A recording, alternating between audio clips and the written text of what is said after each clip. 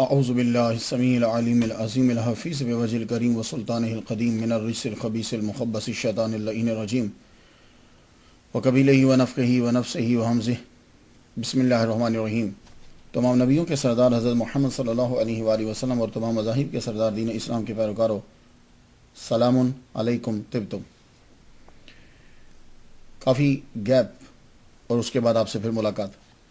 Page کے اوپر کافی لوگوں نے کہا کہ بہت عرصہ ہو گیا ہے، کوئی نئی جو ہے وہ ابھی تک سٹوری ہسٹری گفتگو نہیں ہوئی۔ وجہ یہ تھی کہ میں مراکش اور لندن کے دورے پر، اس کے بعد پھر واپس آیا تو پھر آگے مصروفیت کچھ۔ آج کی جو گفتگو ہے یہ قسط میں پہلے بیان کر چکا ہوں، لیکن اب ڈیٹیل کے ساتھ اور دیکھنے کے بعد اسے بیان کر رہا ہوں، اور میں نے اسے بڑا ضروری سمجھا۔ آئیے گفتگو آگے بڑھاتے ہیں۔ آج ہماری گفتگو کا جو سرنامہ کلام ہے وہ ہستی سید محمد بن عبد الرحمن بن ابی بکر بن سلیمان الجزولی سملالی مالکی شاذلی رحمۃ اللہ علیہ۔ عام طور پر ان کا نام جو لیا جاتا ہے محمد بن سلیمان کہہ دیتے ہیں۔ یہ سلیمان ان کے والد گرامی نہیں ہیں۔ سلیمان جو ہیں یہ جا کر تیسرے نمبر پر آتے ہیں، گویا کہ پردادا ہوئے۔ ان کے والد گرامی کا نام عبد الرحمن ہے، اور ان کے والد گرامی کا نام ابی بکر، ان کے والد گرامی کا نام جا کے سلیمان ہے۔ تو لیکن ہوتا ہی ہے عربیوں کے ہاں، اور ہمارے ہاں بھی ہوتا ہوگا، کہ لوگ اپنا نام جو ہے اس کے بعد جو نام لکھتے ہیں وہ اس آدمی کا نام لکھ دیتے ہیں کہ جو پورے شجرہ کے اندر کہیں مشہور ہوتا ہے اور لوگ اسے جانتے ہیں، تو اس کے ساتھ لکھ دیتے ہیں۔ یا ایسا ہوتا ہے کہ لوگ جو ہیں اس نام کو لکھ دیتے ہیں، یہ ان کا بیٹا ہے۔ وہ ظاہر ہے کہ باپ کے اوپر جتنے بھی آدمی ہوں گے، باپ کا باپ، اس کا باپ، اس کا باپ، اس کا باپ، وہ باپ ہی کہلاتا ہے۔ اس کی دلیل دے دوں اب۔ اللہ تعالیٰ نے ہمیں کیا کہا؟ یا بنی آدم خذوا زینتکم عند کل مسجد۔ جب تو نماز پڑھنے جاؤ تو بن سنور کے جاؤ۔ بن سنور کے مطلب اچھے کپڑے۔ اس لیے ہمارے بزرگان دین وضو کرتے تھے، کنگھی کرتے تھے، خوشبو لگاتے تھے، پگڑی پہنتے تھے، اچھی طرح نماز پڑھنے کے لیے جاتے۔ تو کیا کہا رب نے؟ اے آدم کے بیٹو۔ تو کیا آپ کے ابا جی کا نام آدم ہے؟ نہیں۔ ہمارے آباء و اجداد میں جو سلسلہ چل رہا ہے اس میں مشہور کون ہے؟ آدم علیہ السلام۔ ٹھیک ہے نا بھائی؟ آدم علیہ السلام پہلے ہیں، مشہور ہیں، نبی ہیں، ہم ان کی اولاد ہیں، تو رب نے ہمیں آدم کا بیٹا کہہ دیا۔ تو مشہور جو ہوتا ہے بیچ میں اس کا تذکرہ کر دیا جاتا ہے۔ تو یہ بھی محمد بن سلیمان جزولی، یہ مختصر بول دیتے ہیں ایسے۔ آپ کی پیدائش جو ہے، اب اختلاف تو رہے گا کیونکہ ان کی ہسٹری جو ہے وہ اتھینٹک، کسی نے اس کے اوپر اس طرح گفتگو یا ایسے تحقیق نہیں کی جیسے احادیث مبارکہ کے اوپر ہوئی ہے۔ کچھ چند ہیں، لیکن پھر بھی ہم یہ ڈھونڈتے ہیں کہ قریب کیا ہو اور جس کے بارے میں دلائل زیادہ۔ آپ کی پیدائش جو ہے وہ 807 ہجری 1404 عیسوی کے اندر ہوئی، اور وصال مبارک آپ کا 870 ہجری 1465 عیسوی کے اندر 5 نومبر کو۔ تو اس حساب سے ٹوٹل عمر جو بنی وہ 63 سال بنی۔ سبحان اللہ۔ نبی کی آل بھی ہیں اور نبی سے بالکل پیچھے 63 سال 63 سال۔ عبد القادر گیلانی غوث پاک، ان کے وصال سے آپ 246 سال بعد پیدا ہوئے۔ ان کے وصال سے 246 سال بعد پیدا ہوئے، اور 2014 جو ہے، اب تو یہ ختم ہو جائے گا، 2014 میں آپ کو دنیا سے گئے ہوئے شمسی سال کے مطابق 549 سال ہو چکے ہیں۔ آج آپ تذکرہ سن رہے ہو، میں تذکرہ سنا رہا ہوں، دنیا میں یہ مشہور ہیں، 549 سال ان کو دنیا سے گئے ہوئے ہو چکے، لیکن آج بھی نام ان کا زندہ ہے۔ یہ زندگی ہوتی ہے، یہ نہیں ہے کہ 10 سال کے بعد کوئی آدمی بھول جائے۔ آپ سید ہیں، آپ امام حسین رضی اللہ تعالیٰ عنہ کی اولاد سے ہیں۔ ایک جگہ میں نے حسن دیکھا، ایک جگہ میں نے حسین دیکھا، بس خیر یہ میں کہہ سکتا ہوں کہ مولا علی شیر خدا کی اولاد سے ہیں، اور بی بی فاطمہ الزہرا، مولا علی اور بی بی فاطمہ الزہرا کی اولاد سے سید۔ اللہم صلی علی سیدنا محمد و آباء محمد و آل محمد و بارک وسلم۔ نبی کی آل پر صلاۃ و سلام۔ آپ کا اصل نام جو ہے وہ محمد ہے۔ جو مذہبی گھرانے ہوتے تھے، علمی اور مذہبی گھرانے، پرانے دور میں خیر ہر آدمی مذہبی ہوتا تھا، جو علمی گھرانے ہوتے تھے، مذہبی گھرانے ہوتے تھے، ان میں یہ نام چلتا ہے، وہ اپنے بچوں کا نام محمد، اصلی نام محمد رکھتے ہیں، اس کے بعد کنیت سے، لقب سے، ٹائٹل سے آگے وہ مشہور ہو جاتے۔ تو نام ان کا جو ہے محمد، اور اس کے اوپر میں بارہا گفتگو کر چکا ہوں۔ محمد بن سلیمان جزوری، یہ جو لفظ سلیمان ہے آپ نے بارہا اسے سنا ہوگا، سلیمان علیہ السلام سنا؟ تو یہ سلیمان جو لفظ ہے، کیا یہ عربی زبان کا لفظ ہے؟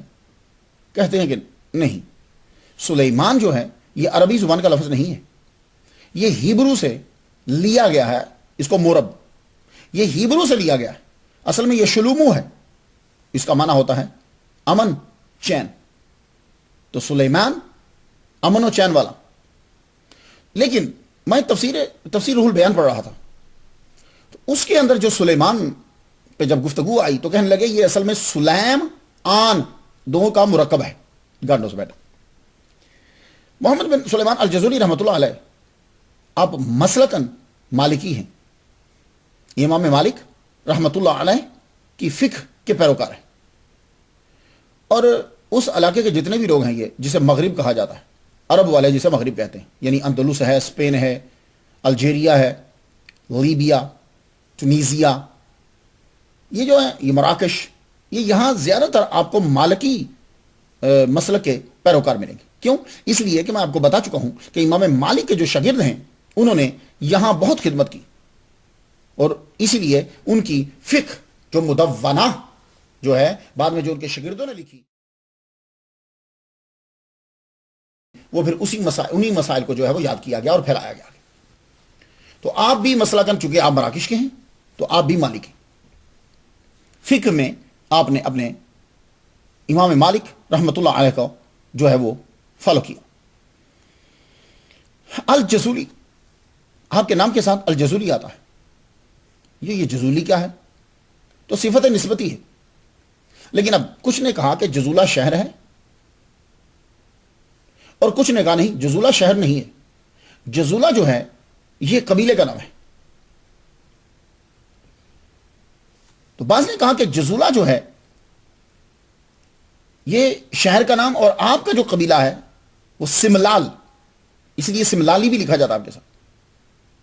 تو پھر وہ یوں کہنے لگے کہ جزولہ محلہ میں رہتے تھے اور سملال قبیلے سے تعلق رکھتے تھے، تو اسی لیے آپ کے ساتھ جزولی اور سملالی دونوں ہوا۔ کچھ بات آپ کی سمجھ میں آ رہی ہے؟ تو دیکھیے، جو محلے کے نام بھی بنتے ہیں نا، وہ بھی بعض اوقات قبیلے کی وجہ سے ہی بنتے ہیں، اور جو قبیلے کا نام ہوتا ہے وہ بھی فرد کی وجہ سے بنتا ہے۔ تو کیا ایسا ہو سکتا ہے کہ جو محلے کا نام ہے وہ بھی بربر قبیلے جزولہ کی وجہ سے، اور آپ جو ہو اس کی ایک شاخ سملال سے تعلق رکھتے ہوں؟ تو آدمی جو ہے وہ فرد کے ساتھ، محلے کے ساتھ، ملک کے ساتھ، خاندان کے کسی بندے کے ساتھ، تو کہیں نہ کہیں جو بھی مشہور ہوتا ہے تو سمجھانے کے لیے اس کو صفت نسبتی جو ہے وہ اپنے ساتھ لگا لی جاتی، تو اس لیے کوئی لڑنے کی ضرورت ہی نہیں۔ جزولہ قبیلہ ہے تو بھی ٹھیک ہے، جزولہ محلہ ہے تو بھی ٹھیک ہے، لیکن دونوں کا تعلق، یہ بات ہے کہ جزولہ اور سملال دونوں کا تعلق جو ہے وہ بربر قبیلہ کے ساتھ ہی۔ آپ مراکو کے شہر سوس اس کے اندر پیدا ہوئے۔ میں 23 نومبر کو، یہ ابھی 23 نومبر کو میں مراکو گیا، ایک ڈاکٹر صاحب تھے، انہوں نے دعوت دی، تو میرا بھی بڑا دل کرتا تھا، میں وہاں گیا، کیونکہ میں نے پڑھ رکھا تھا کہ مراکو کے اندر اس وقت تصوف جو ہے وہ ابھر رہا ہے، تو میں نے کہا چلو چل کے چیک کرتے ہیں، ہمارے سامعین کو کچھ مل جائے گا، وہ بھی تو جو تصوف کے شائقین ہیں تو ایک ایسے شہر میں چلتے ہیں کہ جس شہر کی بنیاد ہی 7 صوفیاء نے رکھی ہے، تو چلو چلتے ہیں۔ میں پہنچا، بڑا مشکل سا سفر، جاتے ہوئے تو خیر آسان تھا، آتے ہوئے بس کرامتیں ہی اور بزرگوں کی نظر ہی مجھے لے کر آئی۔ میں 23 نومبر کو گیا تو مراکش میں اترا۔ مراکش جب میں اترا تو میں نے کہا میں دیکھوں کہ کوئی تصوف نظر آئے، تو تصوف نظر نہیں آیا، یورپ نظر آیا، تو لوگ جو ہیں وہ تصوف سے ہٹ گئے۔ تو اب وہاں کے تصوف کو یورپ کے اندر داخل کر دیا جا رہا، لیکن جو گاؤں کے علاقے ہیں وہ ابھی بھی کچھ بچے ہوئے ہیں، لیکن وہاں آپ کو بالکل جدید. اور پھر ایک بات میں آپ کو بتا دوں، جہاں یہ جدید تحقیق اور ریسرچ اور نئی چیزیں داخل ہوتی ہیں نا، وہاں زیادہ تباہی مچاتی ہے بنسبت اس کے جہاں وہ پیدا ہوئی ہیں. میں تھوڑی سی عرض کر چوں. اب دیکھیے ہمارا ملک ہے نا، پاکستان، انڈیا ہے، بنگلہ دیش ہے، یہ مراکش، یہ جو ملک ہیں جس کو تھرڈ ورلڈ کبھی کہتے تھے، پھر فورتھ ورلڈ ہو گیا. تو خیر انڈیا تو بہت ترقی کر رہا ہے. تو کیا ہوتا ہے کہ اب سیل، میں ایک مثال دیتا ہوں آپ کو. یہ جو سیل ہے، موبائل جو ہے، اب یہ موبائل یہاں اتنا نقصان نہیں دے گا جتنا نقصان یہ جا کر پاکستان میں دے رہا ہے یا تھرڈ ورلڈ میں جا کر دے رہا ہے. وہ کیسے؟ وہ لوگ پہلے ہی سے کام نہیں کرتے، تو اب کیا کریں گے؟ اب ہر وقت اس کے ساتھ لگے رہتے، ہر وقت لگے رہیں گے، کیونکہ ان کے پاس بیسک چیزیں کوئی نہیں ہیں، بیسک نہیں ہے. اب جو ٹائم بچا تھا کہ جس ٹائم کو تھوڑا سا صرف کرتے، وہ ٹائم اس طرف لگ گیا. اب کیا ہوتا ہے کہ ہر وقت سیل پہ لگے ہوئے ہیں، چھٹی ہوئی تو سیل، گھر میں گئے تو سیل، ایون کہ جب بستر پہ لیٹے ہوئے ہیں تو سیل. اور یہی حال میں نے مراکو میں دیکھا. تو وہاں جا کر یہ چیز نقصان زیادہ دیتی ہے بنسبت یہاں کے. کیوں؟ ان کے پاس ایک آگے چیز ہے، یہ آگے بڑھتے چلے جا رہے ہیں. تو اس لیے آپ چیزوں کو استعمال ضرور کریں، لیکن اپنے آپ کو بھی ترقی دیتے جائیں. تو میں وہاں جب پہنچا تو کہتے ہیں اذا كنت في المغرب فلا تستغرب، یعنی if you are in Morocco nothing should come as surprise, but it is impossible.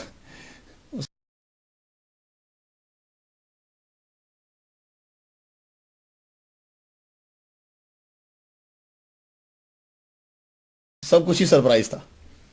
وہاں پہنچا میں تو شمسی ہوٹل جا کے رکا. اس کے بعد میں سوچا کہ اب پوچھوں لوگوں سے محمد بن سلیمان جزولی رحمۃ اللہ علیہ کے بارے میں. تو یقین جانیے کہ عام ٹیکسی ڈرائیوروں کو بھی پتہ نہیں ہے جو ینگ ہیں.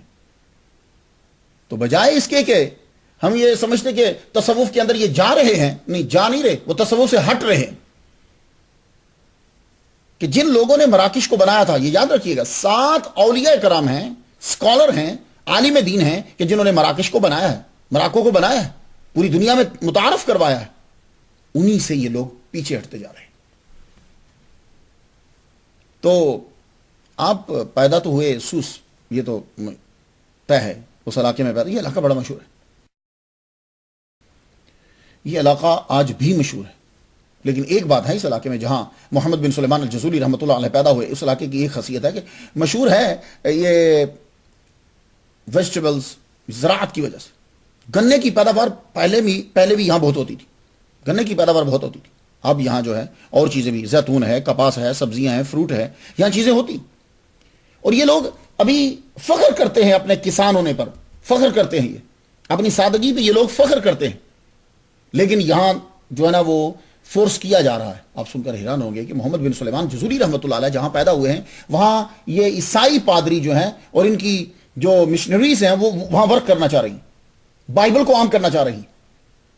دیکھو یار، چیزیں آہستہ آہستہ آہستہ آہستہ داخل ہو رہی ہیں کہ جس شہر میں سید محمد بن سلیمان الجزولی رحمۃ اللہ علیہ پیدا ہوئے، وہاں یہ لوگ یہ چاہتے ہیں کہ وہاں بائبل بھیجی جائے، وہاں کے لوگوں کو جو ہے وہ عیسائیت ان کے اندر جو ہے وہ داخل کر دی جائے. کہتے ہیں کہ بڑا اچھا موقع ہے وہاں جانے کا. تو آپ اس شہر میں پیدا ہو، لیکن ابھی بھی وہ لوگ جو ہیں وہ فخر کرتے ہیں. یہاں کے بربر جو ہیں وہ عربی بولتے تھے اس پرانے دور میں بھی، تو عربی بولتے تھے. ویسے تو ان کی اپنی زبان ہے لیکن عربی جو ہے وہ بولتے. یہ لوگ اشلحہ کہلواتے ہیں اور آج بھی ان میں اتحاد ہے. یہ غریب ہیں مگر خوش ہیں، کسان ہیں، بکریاں چراتے ہیں، گھر جو ہے وہ مڈ کے بناتے ہیں اور بڑا اچھا سا بناتے ہیں، ڈبل بلڈنگ اس کی. شرم و حیا یہاں بھی ہے تو کوشش کی جا رہی ہے کہ شرم و حیا کو ختم کر دیا جائے. شاذلی، آپ کو شاذلی جو ہے آپ کے نام کے ساتھ کیوں لگتا ہے؟ کہ مشربن، پرانے جتنے لوگ تھے وہ تصوف میں ضرور داخل ہوتے تھے، تصوف میں داخل ہوئے بنا آپ لوگوں کو قرآن مجید اور حدیث اس سے فائدہ حاصل کرنا بڑا مشکل ہو جائے گا. قرآن اور حدیث جو بتاتا ہے، تصوف میں جب ہم داخل ہو جاتے ہیں پھر اس کے اوپر وہ تصوف عمل کرنا سکھاتا ہے. بڑے بڑے لوگوں نے قرآن اور حدیث پڑھا ہے، لیکن یہ لوگ جو ہوتے تھے یہ قرآن اور حدیث پڑھنے کے بعد پھر ایسے آدمی کو ڈھونڈتے تھے کہ جو آدمی قرآن اور حدیث ان کے اعمال کے اندر، لائف کے اندر لاگو کر دے. تو 10 سال لگ جاتے تھے. یہی اصل چیز ہوتی. تو شاذلیہ آپ کو کیوں کہا جاتا ہے؟ اس لیے کہ آپ شاذلیہ سلسلہ میں بایت ہے. یہ شاذلی جو ہے ایک سلسلہ ہے. میں ابو الحسن شاذلی جو اس کے بانی ہیں اس پہ گفتگو کر چکا ہوں میں. جس طرح سلسلہ قادریہ ہے، چشتیہ ہے، سہروردیہ ہے، نقشبندیہ ہے، اسی طرح شاذلیہ ہے. تو شاذلی سلسلے کے اندر جس کے اندر حزب البحر جو ہے وہ پڑھی جاتی ہے، یہ انڈونیشیا، ملیشیا کے اندر یہ سلسلہ آپ کو بہت ملے گا. تو آپ جو ہے وہ بائت تھے شاذلی سلسلہ کے اندر. آپ کے پیر و مرشد جو ہیں محمد بن عبداللہ امغر صغیر رحمۃ اللہ علیہ آپ کے مرشد. اور یہ 6 واسطوں سے ابو الحسن شاذلی رحمۃ اللہ علیہ کے مرید ہیں. 6 واسطوں سے. محمد بن عبداللہ امغر مراکو کے شہر الجدیدہ اس کے رہنے والے تھے. خود بہت بڑے عالم، جج، زبردست عالم، ٹاپ کے عالم تھے. انہوں نے مدرسہ بھی بنایا تھا. بہت سارے شاگرد تھے ان کے. مراکو پر ان کا بھی بڑا احسان ہے. تو اس خاندان کے یہ چشم و چراغ جو ہیں محمد بن عبداللہ امغر رحمۃ اللہ علیہ، ان سے آپ نے بیعت کی.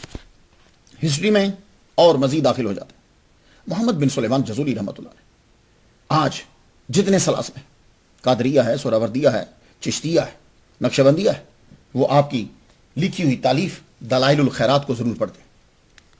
اور اس کتاب نے آپ کے نام کو جو ہے وہ آج تک زندہ رکھا.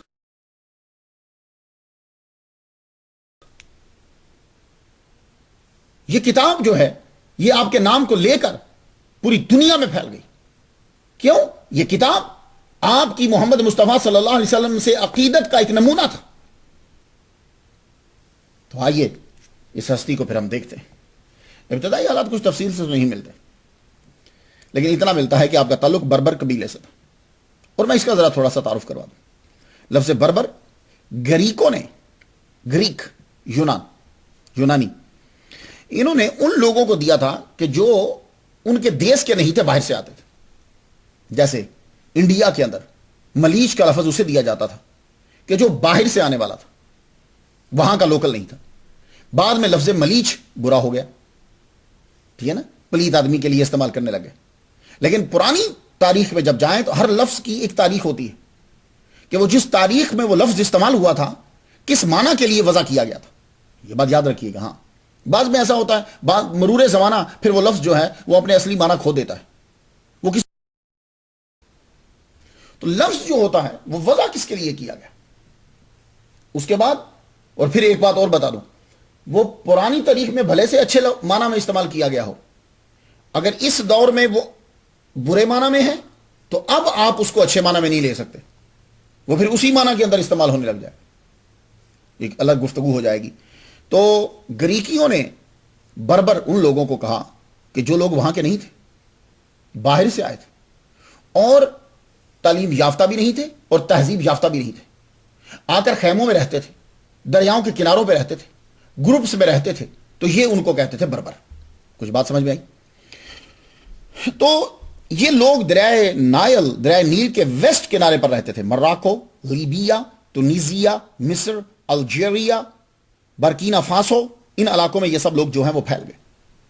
اور یہ قبیلوں میں ہوتے تھے، بڑے ہوتے تھے، ان کی اپنی زبان ہوتی تھی. اب ہوتا کیا تھا کہ یہ جہاں جہاں رہتے تھے نسل ان کی بڑھتی جاتی. پھر جو ان کے اوپر قبضہ کر لیتا وہ اپنی زبان ان کے اوپر لاگو کر دیتا. جو ہی عرب پھیلے، طارق ابن زیاد، اموی حکومت جو ہے وہ پھیلی، تو ان لوگوں نے جو قریب تھے عربی اختیار کر لی. پھر فرینچ کی جب حکومت آ گئی تو فرینچ نے کیا کیا، انہوں نے بربر پر جب قبضہ کر لیا، مراکو ہے، یہ اس طرح کے جتنے علاقے ہیں، لیبیا ہے، جہاں جہاں یہ بربر رہتے تھے، جب ان کا قبضہ ہوا تو انہوں نے اپنی زبان فورس کر کے لاگو کر دی. یعنی سکول کے اندر اور باہر بھی فرینچ ہی بولنا ہے. سکول کے اندر بھی اور سکول سے باہر بھی، گھر کے اندر بھی. اس لیے آپ کو کچھ لفظ جو ہیں وہ ایسے ملیں گے اس کے اندر. لیکن یہ جو محمد بن سلیمان جزولی رحمۃ اللہ علیہ، ان کا جو خاندان ہے، اس خاندان کی زبان کو جب اگر آپ جا کر چیک کریں تو اس کے الفابیٹ کے اندر بھی آپ کو عربی سے مماثلت نظر آئی. اور اشلحہ جو ہے یہ ان کی زبان، اپنی زبان، اور اور ان لوگوں نے زیادہ تر عربی کو جو ہے وہ اڈاپٹ کر لیا. یہ لوگ یہ خاندان جو تھا، یہ لوگ قرآن پڑھتے، حدیث پڑھتے، ان چیزوں میں ان کی دلچسپی جو ہے وہ بڑی. طارق ابن زیاد جو ہے وہ بربر تھا. 670 میں یہ طارق ابن زیاد جو ہے وہ پیدا ہوا. معلوم ہوا کہ مسلمان بہت پہلے یہاں تھے، انہوں نے یہاں شادیاں کی، ان کی اولاد ہوئی. بربر قوم نے بڑے بڑے سپوت پیدا کیے، بڑے بڑے نام ہیں ان کے اندر. یوسف بن تاشفی، میں نے ان کا مزار دیکھا ہے، بند پڑا ہے، اجازت نہیں ملی. یوسف بن تاشفی یہ بربر تھے، ان کا مزار مراکش. عباس بن فرنس بربر تھا.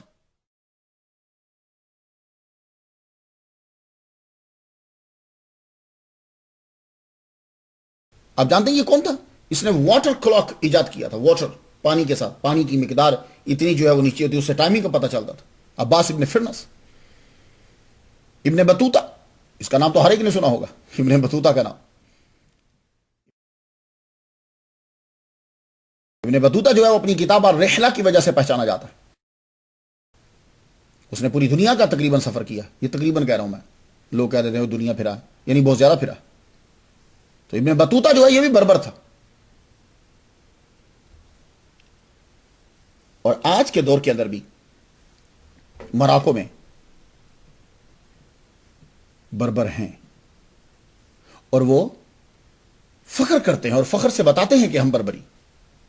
میں جب قطبیہ ماسک سے ان کے بڑے بازار کی طرف جا رہا ہوں،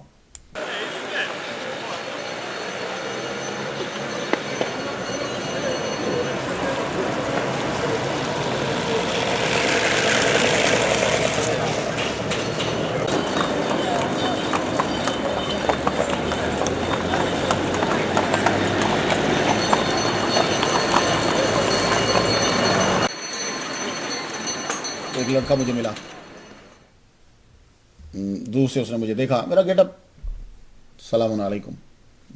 وہاں میں نے جا کے سلام علیکم سنا ہے. آپ اکثر لوگ کہتے ہیں کہ السلام علیکم نہیں کہتے. او بھائی، وہ السلام علیکم الف لام اگر اتار دو تو سلام علیکم بنتا، اس لیے یہ بات ہے، السلام نہیں بنتا.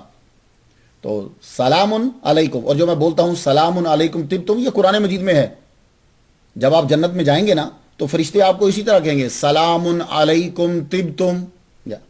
تو ولیوں کا ذکر سننے والا میرے نزدیک تو جنتی ہے. انشاءاللہ ولیوں کا صدقہ اللہ اس پہ کرم کر دے گا. تو سلام علیکم بولے، میں نے کہا وعلیکم السلام. تو تعارف مجھے کرانے لگا، کہنے لگا میں بربری ہوں، بربر سے ہوں. ینگ تھا. میں کہا کیا کر رہے ہیں آپ؟ تو میں نے کہا کیا کر رہے ہو؟ کہنے لگا میں قرآن مجید جو ہے وہ حفظ کر رہا ہوں.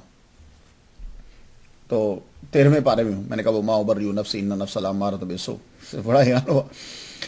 تو میں نے کہا آگے جا کے تو ابھی جلدی چلا جائے گا، ربما یود الذین کفروا پہ جلدی پہنچ جائے گا، پھر سبحان الذی اسری بعبدہ لیلا من المسجد الحرام.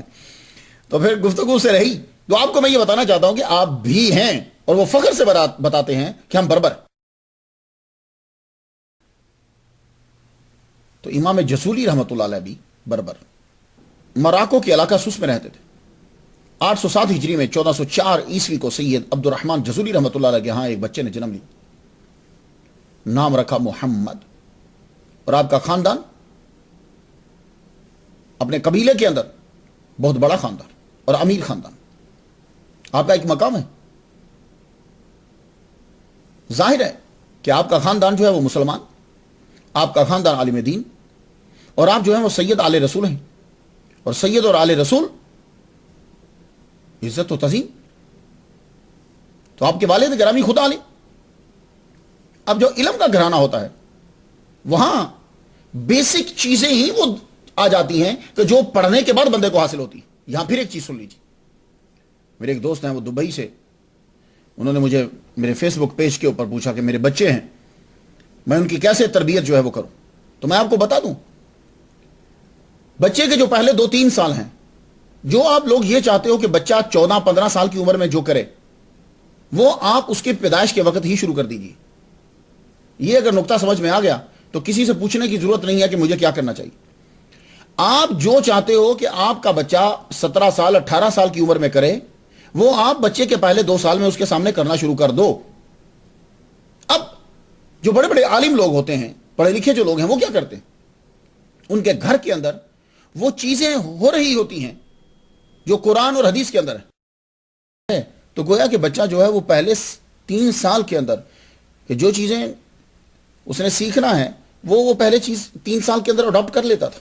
قرآن پڑھا جا رہا ہے گھر میں، وہی لفظ جو الفاظ بولے جا رہے ہیں، گالی گلوچ گھر میں نہیں ہے، لڑائی جھگڑا نہیں ہے، عبادت ہے، دوسروں کا خیال ہے، با ادب ہیں، ایک دوسرے سے ادب کر رہے ہیں، کوئی برا لفظ نہیں بول رہے، تو وہ بچے انہی چیزوں کو اڈاپٹ کر لیتے تھے۔ تو پھر آپ لوگ مجھے کہنے دیجئے کہ اولیاء کرام جن کو کہتے ہو کہ بچے ولی کامل بن گئے یا وہ فلاں گھرانہ ہے اچھا، وہ اس گھرانہ اچھا ہونے کا یہ ہوتا ہے کہ ان کے سارے رہن سہن، اب دیکھیے پڑھنے کے بعد جب ہم پڑھ جاتے ہیں تو پتہ چلتا ہے کہ دائیں ہاتھ سے ہمیں پکڑنا ہے، پڑھنے کے بعد پتہ چلا نا، لیکن جو اولیاء کرام ہیں، جو اسکالر ہیں، ان کے گھر کے اندر ہی بائیں ہاتھ سے کوئی کام نہیں ہوگا، تو بچے نے سیکھ لیا نا۔ اب کہتے ہیں جی پینے کے بعد جو ہے وہ الحمدللہ بولو، بچے نے اسی وقت سیکھ لیا، آپ نے تو پڑھا تو سیکھا نا، وہ بچے نے اسی وقت سیکھ لیا۔ تو جو آپ یہ چاہتے ہو کہ آپ کا بچہ کرے، تو پڑھنے کے بعد عمل کرے گا کہ نہیں کرے گا وہ تو مشکل ہے، لیکن اگر آپ کے گھر کے اندر ہی وہ کام ہو رہے ہیں تو پھر وہ بچہ لازمی طور پر انہی چیزوں کو اپنا لیتا ہے۔ اب آپ دیکھ لیجئے ملکوں میں جائیے اور جہاں مرضی آپ کو پتہ چل جائے گا کہ بچے انہی چیزوں کو اڈاپٹ کر رہے ہیں جو ان کے معاشرے کے اندر ہیں۔ اب ایک فیملی ہے کہ جو پاکستان سے ہے، ایک فیملی ہے کہ جو انڈیا سے ہے، ان کا ایک بچہ جو ہے وہ انڈیا کے اندر 10 سال کا ہو گیا، اور پھر وہ جب امریکہ میں آئے واپس تو امریکہ میں یہاں ان کا ایک بچہ پیدا ہوا۔ تو اب آپ دیکھیں کہ وہ جو بچہ آپ کا انڈیا میں پیدا ہوا تھا اس کی عمر 10 سال، ایک بچہ یہاں پیدا ہوا اس کی عمر جو ہے وہ 4 سال۔ اب آپ دیکھیں گے کہ دونوں کے اندر فرق ہے۔ وہ آپ کا 10 سال کا جو بچہ تھا جو انڈیا سے آیا تھا اس کی عادات اور ہیں، اس کے حالانکہ یہ 4 سال کا ہے، اس کی عادات و اطوار اور ہیں، بس یہ ہے طریقہ۔ تو اب آپ سمجھ جائیے کہ یہ بچے جو بڑے ہو کر بڑے بڑے علامہ اور سکالر بنتے تھے، بچپن سے ان کے گھروں کے اندر ہی اس قرآن اور حدیث جو ہے وہ عمل کی صورت میں نظر آ رہا ہوتا تھا۔ کوئی سمجھ میں آ گئی؟ اب آپ کی تربیت گھر کے اندر شروع ہو گئی۔ محمد بن سلیمان جزولی رحمۃ اللہ علیہ نے اپنے والد گرامی سے، گھر سے، محلے سے، وہاں سے تعلیم حاصل کی، قرآن مجید حفظ کیا، عربی سیکھی، سادات خاندان ہے، عربی سیکھی، بنیادی جتنی چیزیں تھیں وہ ساری سیکھی۔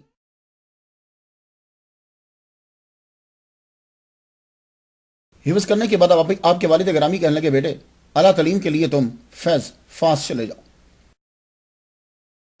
اس دور کے اندر یہ علم کا مرکز تھا، یہاں بڑے بڑے مدارس تھے، لوگ جو ہیں وہ سکون کے ساتھ پڑھ رہے تھے۔ محمد بن سلیمان جزولی رحمۃ اللہ علیہ اپنے آبائی شہر سے نکل کے فیض فاس، پرانا فاس کہتے تھے، آج کل فیض بولتے ہیں، فاس چلے گئے۔ وہاں پہنچے، وہاں کے مدرسہ سفرین کے اندر جا کے آپ نے داخلہ لے لی۔ یہ مدرسہ سفرین جو ہے، محمد المہدی الفاسی شاذلی نے امام جزوری رحمہ اللہ پہ کتاب لکھی ہے، تو آپ فرماتے ہیں کہ اس مدرسہ میں جو بلاد سوس سے آنے والے جو ہوتے تھے ان کے لیے رہائش کا خاص بندوبست کیا جاتا۔ اس کی ایک وجہ تو یہ ہو سکتی ہے کہ یہ لوگ دور سے آتے تھے، تو دور سے آنے والوں کے لیے رہائش کا بندوبست۔ اور ویسے بھی جو سوس پہ، بلاد سوس جو ہیں، یہ جو محمد بن سلیمان جزولی رحمۃ اللہ علیہ آپ کا جو خاندان ہے ایک اعلیٰ خاندان تھا، اور آپ کے خاندان کو دیکھتے ہوئے بھی آپ پر خاص جو ہے وہ توجہ کی گئی، آپ کو ایک کمرہ دے دیا گیا۔ ویسے میں جب اسٹڈی کرتا ہوں تو اس کی بنیاد سلطان یعقوب نے 1271 میں رکھی تھی، اور یہ مدرسہ چھوٹا تھا، یوں سمجھ لیں کہ کاراویجین کا ایک حصہ تھا، لیکن اس کو آپ ہاسٹل کہہ سکتے ہیں، کیونکہ جو پرانے مدرسہ اور بڑی یونیورسٹی جو آج کے دور میں آپ کو نظر آ رہی ہیں، اس دور میں یہ مسجد ہوتی تھی۔ ازہر یونیورسٹی مسجد، کاراویجین مسجد، یہ مسجد تھی، اور مسجد کے اندر ہی لیکچر دیا جاتا تھا۔ تو سفرین کو آپ یوں کہہ سکتے ہیں کہ ہاسٹل پلس مدرسہ۔ اس کو جب بنایا گیا تو اس کے اندر بہت سارے کمرے، تقریباً کہتے ہیں کہ 117 کمرے، 23 کمرے تو گراؤنڈ فلور کے اندر، باقی اوپر کی بلڈنگ کے اندر، اور کمرے جو ہیں وہ الاٹ کر دیے جاتے۔ اب ان کمروں کے اندر 2 3 4، اگر آپ نے مدارس دیکھے ہیں تو مدارس کے جو کمرے ہوتے ہیں ان کمروں کے اندر کیا کیا جاتا ہے کہ 5 سے 7 10 11 12 تک بھی جتنا بڑا کمرہ ہوتا ہے، لڑکے جو ہیں وہ سونے کے لیے آتے ہیں وہاں۔ تو محمد بن سلیمان جزولی رحمۃ اللہ علیہ آپ نے جب جا کے داخلہ لیا تو آپ کو بھی باقی لڑکوں کے ساتھ ہی کمرہ الاٹ کر دیا گیا، تو شروع میں آپ کے ساتھ 3-4 لڑکے ایک ہی کمرے کے اندر. اب کیا ہوتا کہ وہاں سے ابتدائی کلاسز تو سفرین کے اندر ہی لگتی, پھر اس کے بعد مختلف ٹاپکس ہوتے کہ آپ نے کیا پڑھنا ہے, آپ نے کیا پڑھنا ہے. تو وہ لڑکے کیا کرتے تھے, پھر دیکھتے تھے کہ ان کا جو ٹاپک ہے وہ کہاں بولا جا رہا ہے. تو یہ جو سفرین ہے یہ خراویجین کے بالکل فرنٹ پہ, تو یوں لوگ یہ سمجھتے کہ اس کا حصہ ہے, یوں کراس کر کے خراویجین کے اندر چلے جاتے. اب جس کا لیکچر یہاں ہے, یہاں اس کو اس کا ٹاپک مل رہا ہے تو وہ یہاں اٹینڈ کرتا. باقی بھی وہاں بڑے مدارس تھے, مساجد تھی, وہاں بھی ہلکے ہوتے تھے, ٹیچرز جو ہیں وہ پڑھاتے تھے. تو اسی سفرین سے لڑکے پھر کچھ خراویجین میں بھی جاتے, کچھ دوسری جگہ پہ چلے جاتے. اگر کسی اسکالر کا جو ہے وہ حلقہ کسی اور جگہ پر ہے تو وہ وہاں چلا جاتا. میں نے بھی ابھی جو میں حال ہی میں گیا ہوں تو یہ اب بھی وہی سلسلہ جاری ہے. تو میں نے بھی قطبیہ مسجد کے اندر ایک کلاس جو ہے وہ اٹینڈ کیا, گرامر, تینوں چیزیں ملا کر جو ہے تفسیر قرطبی اور گرامر, اس پہ کافی اچھا خوبصورت لیکچر تھا. تو لڑکے اور لڑکیاں جو ہے, لڑکیاں الگ پردے میں اور لڑکے جو ہیں وہ بیٹھے ہوئے اسے سن رہے ہیں اور لکھتے جاتے ہیں. سلام علی الیاسین پہ گفتگو جو ہے وہ ہو رہی تھی کہ سٹاپ جو ہے وہ کہاں کرنا, گرامر بھی, تجوید بھی, یہ ساری چیزیں, اور لڑکے جو ہیں وہ اسے نوٹ کرتے جا رہے ہیں. تو میں نے بھی آج کے دور میں بھی وہ کلاسز جو ہیں وہ ایسے ہی لگتی ہیں, تب بھی ایسے ہی تھی.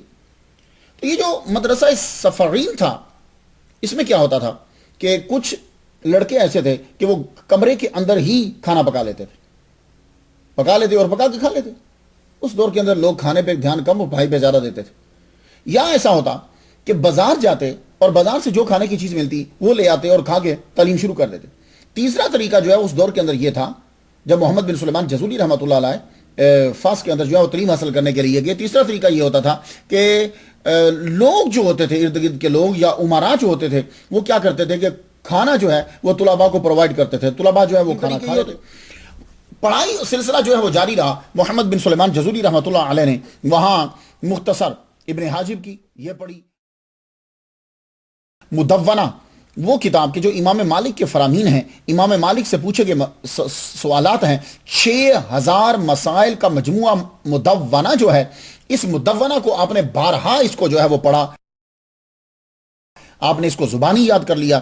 المعطا جو ہے امام مالک کی, محمد بن سلیمان جزولی رحمۃ اللہ نے اس کو زبانی یاد کیا. قرآن, حدیث, فقہ آپ نے ٹکا کے پڑھا.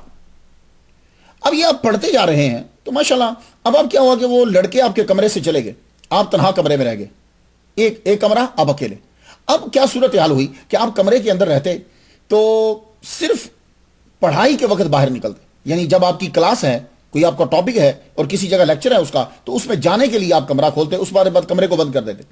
نہ کوئی کمرے میں آپ سے ملنے کے لیے آتا, نہ آپ اس کمرے سے باہر نکلتے کلاس کے علاوہ. لوگوں نے آہستہ آہستہ مشہور کر دیا کہ یہ سید زادہ جو ہے مشہور لوگ, امیر لوگ ہیں, ہو سکتا ہے کہ اس نے اپنے کمرے کے اندر جو ہے وہ دولت کو جمع کیا ہو, تبھی تو یہ کسی کے ساتھ پاس آتا نہیں ہے, کسی سے ملنے جاتا نہیں ہے اور کسی کو اندر آنے نہیں دیتا. کوئی آپ کے کمرے میں جا نہیں سکتا تھا.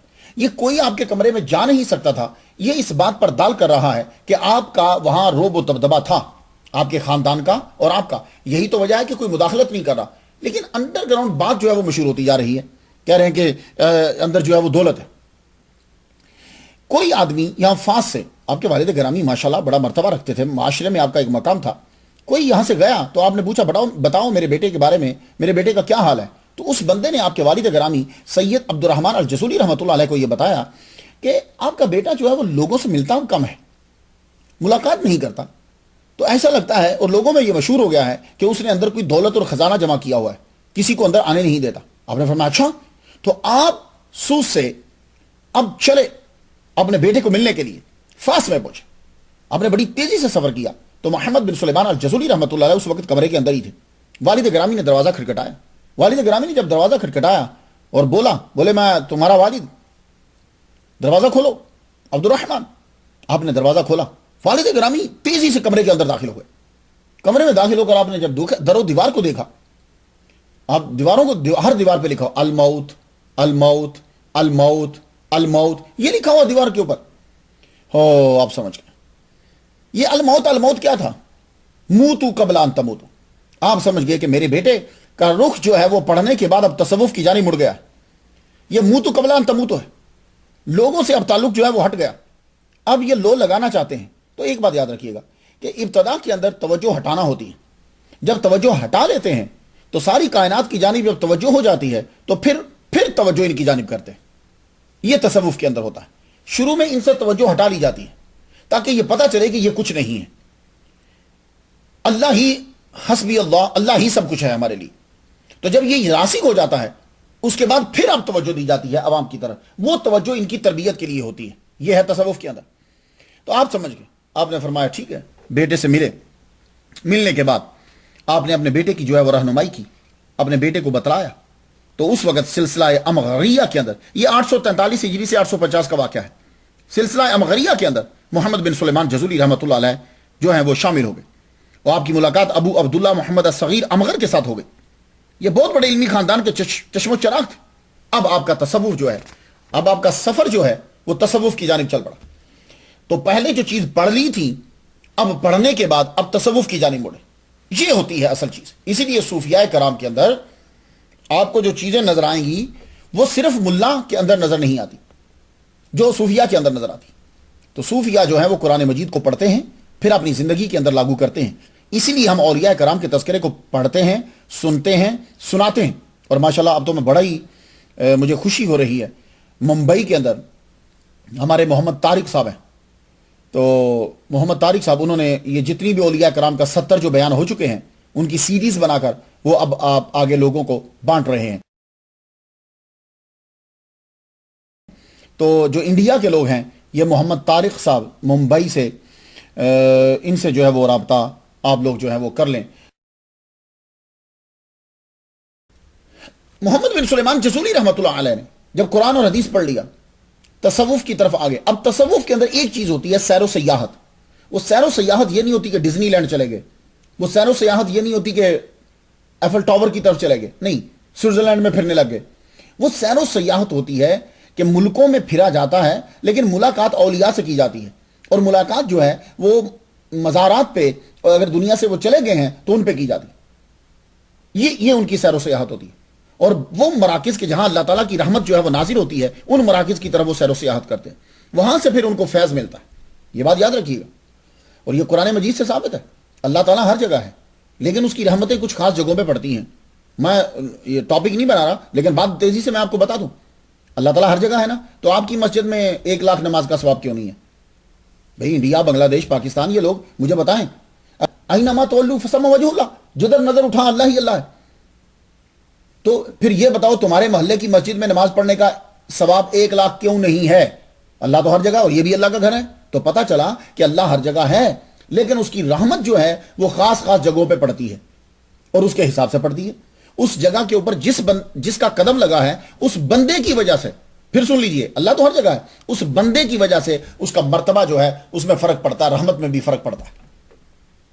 اب محمد مصطفیٰ صلی اللہ علیہ وآلہ وسلم کی جگہ اس کا ثواب, بیت المقدس اس کا ثواب, یہ مدینہ مکہ شریف اس کا ثواب.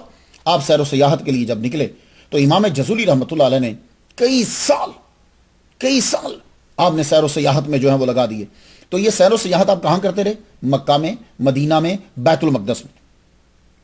40 سال آپ کی عمر ہو گئی, ابھی تک آپ واپس پلٹ نہیں رہے. واپس نہیں پلٹ رہے. پھر مکہ میں مجاوری کر رہے ہیں, مدینہ میں مجاوری کر رہے ہیں, بیت المقدس میں مجاوری کر رہے ہیں, اور تینوں جگہوں پہ اللہ تعالیٰ کی خاص رحمت جو ہے وہ نازل ہوتی ہے, رحمت نازل ہوتی. پھر آپ جب یہاں سے, مکہ مسلمانوں کا قبلہ ہے کیونکہ فَلَا نُوَلِّيَنَّكَ قِبْلَةً تَرْضَاهَا, یہ مسلمانوں کا قبلہ ہے, حضور کی امت کا. اور یہ مدینہ یہ عشاق کا قبلہ ہے, ادھر دل ادھر ہی متوجہ رہتا ہے. اور یہ جو بیت المقدس ہے یہ انبیاء کا قبلہ ہے, جتنے بنی اسرائیل کے انبیاء ہیں ان کا قبلہ ہے, وہ ادھر منہ کر کے نماز پڑھتے تھے. تو جب آپ لوٹے تو کیا خالی لوٹے ہوں گے؟ نہیں. ان جگہوں سے جب آدمی آتا ہے اور دل سے جاتا ہے تو پھر کیا لے کر آتا ہے یہ وہی بتائے گا کہ جس نے وہاں سے حاصل کیا ہے.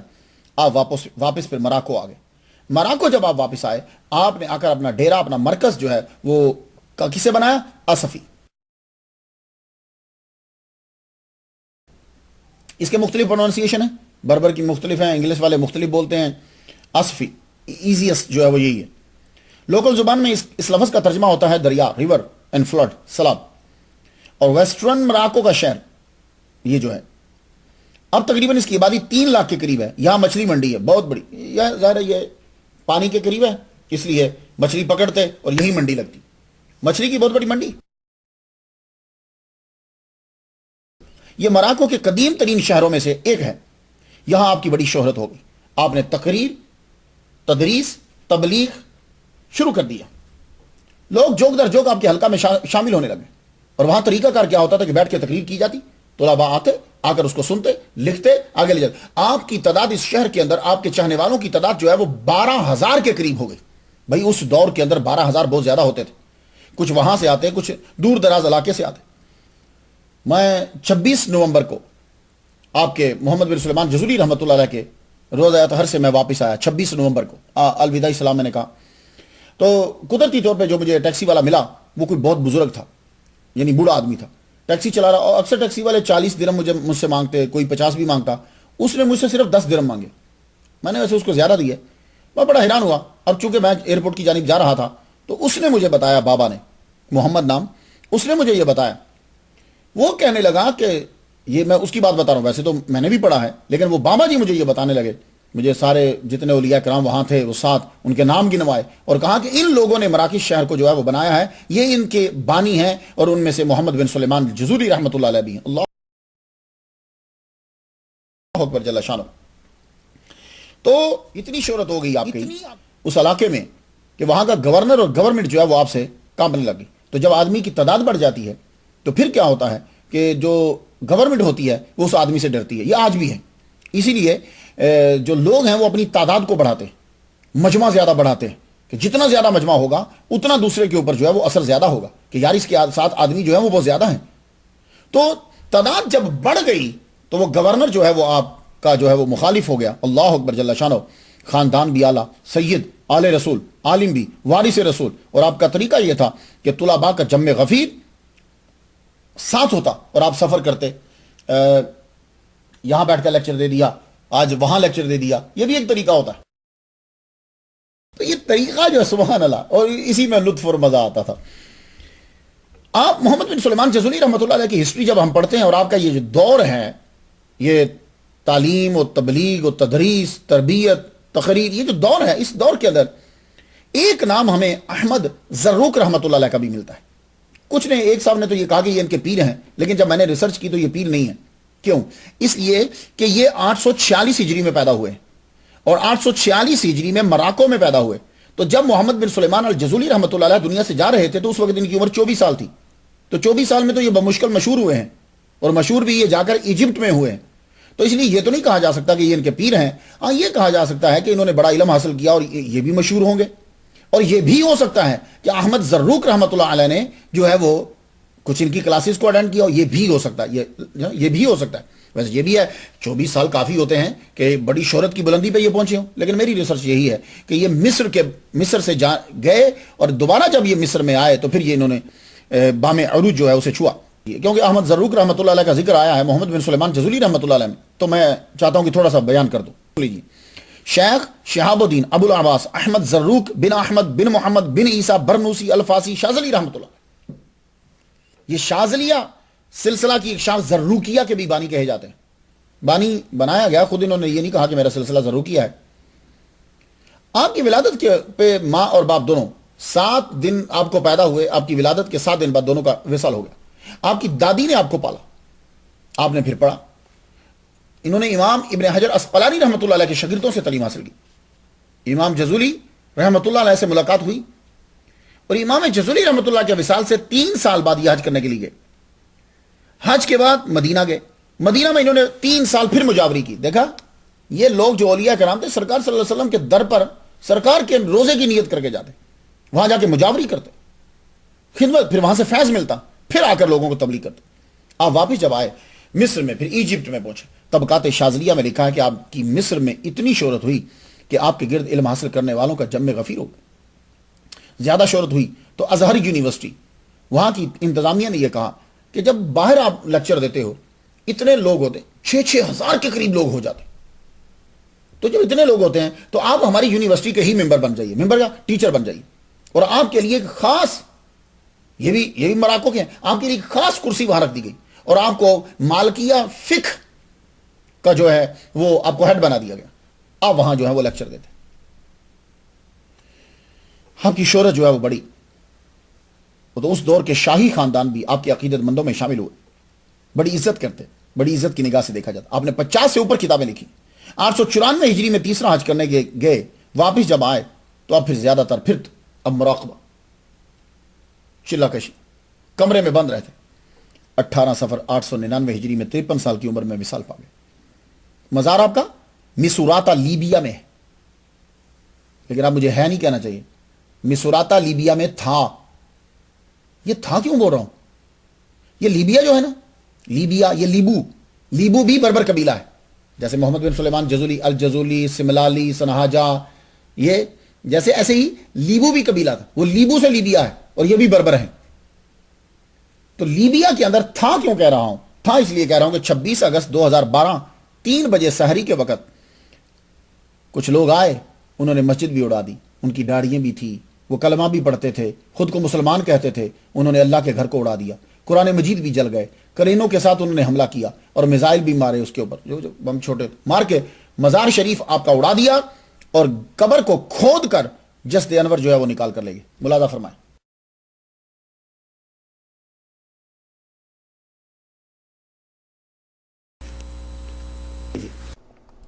26 اگست 2012 کے اندر جو ہے یہ حملہ کر کے مسجد کو گرا دیا گیا. یہ دیکھیے اس کا گنبد اور مینارے, اس کے اوپر حملہ کیا گیا. یہ پرانی چیزیں جتنی تھی قرآن مجید اور وہ ساری تھی, وہ بھی ساری کی ساری جو ہے وہ جلا ڈالی گئی.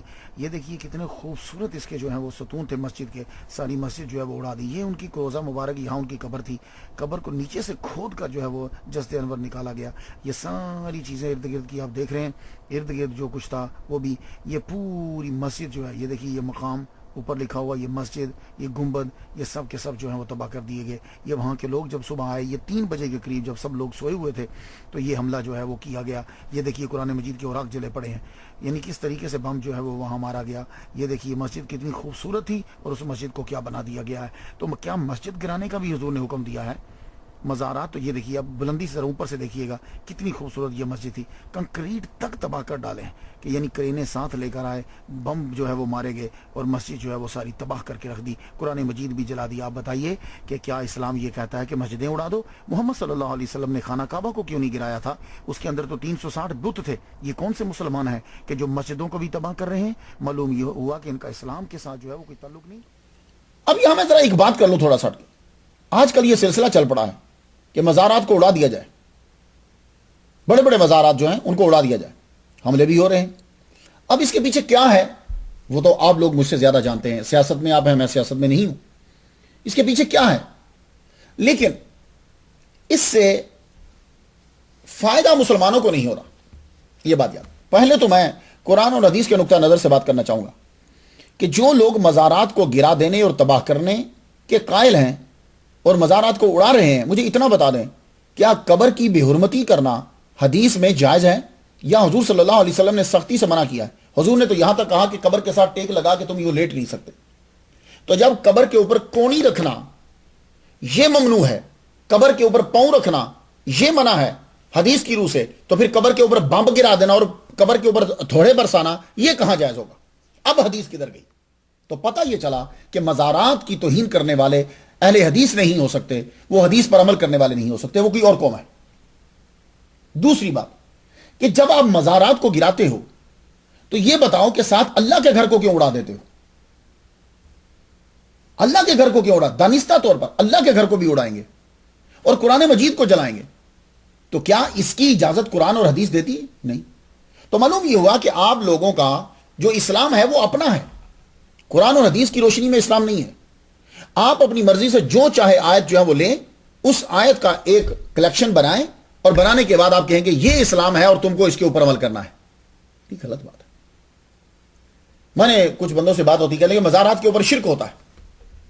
میں نے کہا اچھا, مزارات کے اوپر شرک ہوتا ہے تو کیا وہ مزار والا کہہ گیا تھا کہ تم مجھے سجدہ کرنا؟ کہ وہ آدمی جھک کے چوم رہا ہے تو اسی طرح کا آدمی آپ کے مولویوں کو بھی چوم رہا ہوتا ہے. آپ کے یہاں بھی لوگ پاؤں دھو رہے ہوتے ہیں, آپ کے یہاں بھی لوگ ہاتھ چوم رہے ہوتے ہیں, آپ کے یہاں لوگ بھی جھک رہے ہوتے ہیں. تو اب اگر ان کے پاس پیسہ زیادہ ہو تو یہ تمہیں مشرک قرار دے دیں گے، تمہاری باتیں ویسی نکل آئیں گی۔ حالانکہ اعلیٰ حضرت عظیم البرکت الشام رضا خان بریلوی رحمۃ اللہ علیہ نے تصوف کے اوپر جب گفتگو کی ہے تو آپ نے ان تمام، حالانکہ آپ دلائل دے سکتے تھے، لیکن آپ نے جس چیز سے شائبہ پیدا ہوتا ہے آپ نے وہ تمام چیزیں یکسر نکال دی۔ آپ نے فرمایا سجدہ قبر پہ نہیں کرنا، قبر کا طواف نہیں کرنا، آپ نے سختی سے منع کیا ہے۔ اور کوئی بندہ جا کے کرتا ہے تو ہماری ذمہ داری کیا ہے؟ تو مزارات کے اوپر اگر شرک ہو رہا ہے تو اس کا مطلب یہ ہوا کہ مزارات اڑا دیے جائیں۔ تو پھر یہ جو زمین کے اوپر شرک ہو رہا ہے اس کے بارے میں کیا مولوی صاحب کا فتویٰ ہے؟ مزارات پہ تو شرک ہو رہا ہے، ٹھیک ہے، چلے مان لیتے ہیں جی مزارات پہ شرک ہو رہا، حالانکہ نہیں ہو رہا۔ کسی بھی بندے کو پکڑ کے پوچھو یہ جو ولی کامل ہے یہ اللہ ہے یا اللہ کے برابر ہے؟ نہیں، کوئی بھی نہیں کہے گا۔ تو جب نہیں کہہ رہا تو اب وہ جھک رہا ہے، تو پھر اس طرح تو جو بھی آدمی حجامت کروانے کے لیے بنوانے کے لیے گیا اور جس نے یوں گردن نائی کے آگے جھکا دی وہ بھی کافر ہو گیا، جس آدمی کی چیز نیچے گر گئی وہ یوں جھک کے نیچے اٹھانے لگا وہ بھی گر گیا، وہ بھی مشرک ہو گیا۔ خدا کا خوف کرو یار، دوسری قوم کو مارنے کے لیے کیا میڈیا کا اس طرح استعمال کریں گے ہم؟ تو مزارات میں اگر شرک ہے تو لوگوں کو ایجوکیٹ کرنا چاہیے کہ بھائی دیکھو، جیسے اعلیٰ حضرت نے فرمایا سجدہ نہیں کرنا، قبر کا طواف نہیں کرنا، یہ نہیں ہے کہ اس کو اڑا دیا جائے۔ اب آپ مجھے بتائیے، میں تو یہ سمجھ رہا ہوں کہ یہ وہ قوم ہے جس کے بارے میں حضور نے فرمایا تھا کہ نمازیں بہت پڑھیں گے، روزے رکھیں گے، حج کریں گے، سارے نیکی کے عمل، قرآن بہت پڑھیں گے، لیکن ایمان سے نکل چکے ہوں گے۔ ایمان سے نکل چکے، ایمان تو جیسے تیر کمان سے نکل چکا ہوتا ہے، ایمان ان سے، یہ ایمان سے ہٹ گئے۔ کیا نشانی ہے؟ وہ مسلمانوں کو قتل کریں گے، مشرکوں کو چھوڑ دیں گے۔ جاؤ جا کے دیکھ لو کہ گرجے سلامت کر رہے ہیں، مندر سلامت ہیں، مندروں کو نقصان نہیں، کہ جہاں شرک ہو رہا ہے پتھر سامنے رکھ کے وہ سلامت ہیں، اور جہاں ذرا شائبہ ہے اس کو اڑا دیا جا رہا ہے۔ تو محمد مصطفیٰ صلی اللہ علیہ وآلہ وسلم کا فرمان عالی شان جو ہے قبر کی بے حرمتی سے منع کیا، قبر کی تعظیم ہے۔ محمد مصطفیٰ صلی اللہ علیہ وسلم جب معراج کی رات جا رہے ہیں تو آپ فرماتے ہیں مررت بقبر موسیٰ وہو قائم یصلی فی قبرہ، میں موسیٰ علیہ السلام کی قبر کے قریب سے گزرا۔ مرر تو علا نہیں ہے، قریب سے گزرا، اوپر سے نہیں گزرے۔ کیوں؟ یہ ادب سکھا رہے ہیں۔ اللہ اکبر جل شان۔ اب مزارات گرانے کا ایک مقصد کیا ہے؟ ویسے تو بہت سارے مقاصد ہیں، اس کے پیچھے جب تحقیق کریں گے تو 10 سال کے بعد آپ کو پتہ چل جائے گا کہ کیا راز تھا، یہ کون لوگ تھے۔ مزارات گرانے کا مقصد جو ہے وہ ایک یہ ہے کہ لوگوں کو اس عقیدے پر لایا جائے جو ہمارا عقیدہ ہے۔ لوگ یہ سمجھتے ہیں کہ ولیوں میں طاقت ہے، اس لیے اس مزار کو اڑا دیا جائے تاکہ لوگوں کو پتہ چلے کہ یہ کچھ نہیں کر سکتے۔ دیکھو ہم نے بم سے اڑایا، ہمارے کیا کیا انہوں نے ہمارا، تو وہ یہ عقیدے کو ثابت کرنے کے لیے وہ یہ کام کرتے ہیں۔ تو ایک بات یاد رکھنا کہ اگر تم نے کسی ولی کو تنگ کیا ہے، اس کے جسد انور کی بے حرمتی کی ہے، اور یہ بتلانا چاہتے ہو کہ اس نے ہمارا کیا کیا، کاش کہ وہ ٹی وی والا اس بندے کی بھی مووی ہمیں دکھا دیتا کہ جس بندے نے اس مزار پر حملہ کیا وہ کس کتے کی موت مرا اور کیسے مرا، کاش کہ وہ ٹی وی یہ بھی دکھا دیتا، لیکن وہ کوئی نہیں دکھاتا، وہ کوئی نہیں دکھاتے، وہ کوئی نہیں دکھاتے۔ اور یہ بات یاد رکھنا، ولیوں کو تکلیف دینے سے کوئی آدمی بچے گا نہیں۔ وہ کیوں نہیں بچے گا؟ اب سب یہ لوگ یاد کر لیجیے، حدیث غلط ہو تو میں مجرم ہوں۔ بخاری شریف میں من عاد علی، لفظوں میں اختلاف ہے تھوڑا سا لفظ، بخاری اور مشکا شریف، من عاد علی ولی فقد آذنتہ بالحرب، جس نے میرے ولی سے دشمنی کی میں اسے اعلان جنگ کرتا ہوں۔ اب جو آدمی ولیوں کے اوپر اسلحے کے ساتھ حملہ کر رہا ہے تو بدلے میں اللہ کہتا ہے کہ میں اعلان جنگ کرتا ہوں۔ اب اللہ کا اعلان جنگ کیا ہے؟ تو اللہ کا اعلان جنگ سن لیجئے، غور سے سن لیجئے کہ وہ اپنی لائف میں تو شاید اچھا گزرا ہو، لیکن جب وہ مرے گا تو وہ پھر کتے کی موت مرتا ہے۔ یہ بات یاد رکھیے، اس کی شکل پھر کوئی نہیں دیکھ سکتا، اور یہ دنیا میں ہو چکا ہے اور دنیا نے دیکھا ہے۔ یہ ہے اللہ کا اعلان جنگ۔ تو جب آپ اس کے دوستوں کے ساتھ اعلان جنگ کرو گے، یعنی ہتھوڑے لے کر آ جاؤ گے، جیسے صومالیہ میں ہتھوڑے لے کر آ جاؤ گے، مزارات گراؤ گے، تو کیا سمجھتے ہو کہ تم بچ جاؤ گے؟ نہیں۔ اب مصیبت یہ ہے کہ اس کی ہے، اور آپ سن لیجیے، اور بڑا مشکل وقت آ گیا یہ کہ جو اولیاء کرام ہیں ان کے مزارات کی توہین کی جا رہی ہے۔ توہین کرنے کے بعد پھر لوگوں کو میڈیا پہ بتایا جاتا، دیکھا کچھ ہوا، ہم نے مزارات گرا دیے، کچھ ہوا۔ تو سنیے، صرف اولیاء کرامی نہیں، انبیاء کو، صحابہ کرام کو بھی اس ادوار میں تکلیف دی گئی۔ حضرت بلال کو تکلیف دی گئی، رائٹ؟ لوگ کامیاب تو ہو گئے تھے نا تکلیف دینے میں، کتنا عرصہ زندہ رہے؟ حضرت حمزہ تکلیف دی ان کو، کتنے عرصہ زندہ رہے، ٹھیک ہے نا؟ تو وہ اس عرصے میں تو کہہ سکتے تھے کہ ہمیں کچھ ہوا، بعد کی بات چھوڑو۔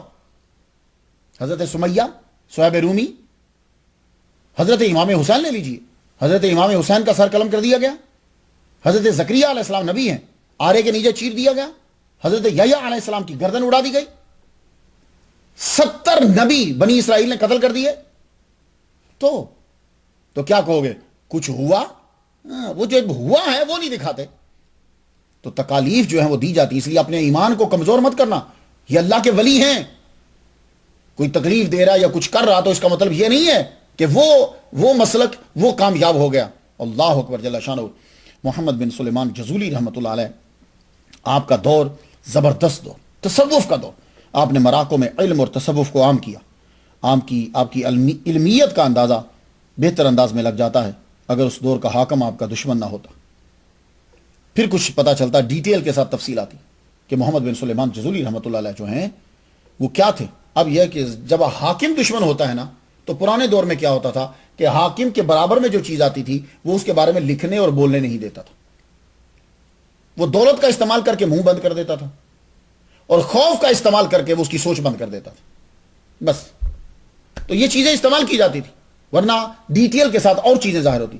کتاب لکھی بھی گئی تو 200 سال کے بعد لکھی گئی۔ اب 200 سال کے بعد جو کتاب لکھی جائے گی وہ کتنا ہمیں بتائے گی ان کے بارے میں۔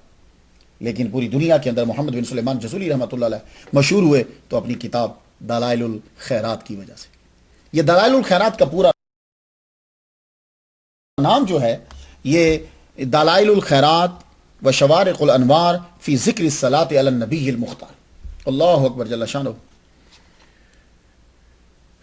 سبحان اللہ۔ یہ جو کتاب ہے اس کا سبب تالیف کیا بنا، کیا ریزن بنی کہ آپ نے اس کتاب کو لکھا؟ مجھے لگتا ہے کہ اور بھی بڑی کتابیں ہوں گی آپ کی، لیکن ہم تک نہیں پہنچ پائیں، اس لیے کہ آپ کو زہر دے کر شہید کر دیا گیا تھا۔ تو اس سے اندازہ ہوتا ہے کہ بہت بڑا ہنگامہ ہوا آپ کے دور کے اندر، آپ سے لوگ بہت جو ہیں وہ خائف تھے، حکومت جو ہے۔ یہ کتاب جو ہے وہ کسی طرح نکل گئی، آپ کے شاگرد جو ہیں وہ اس کتاب کو لے کر باہر چلے گئے۔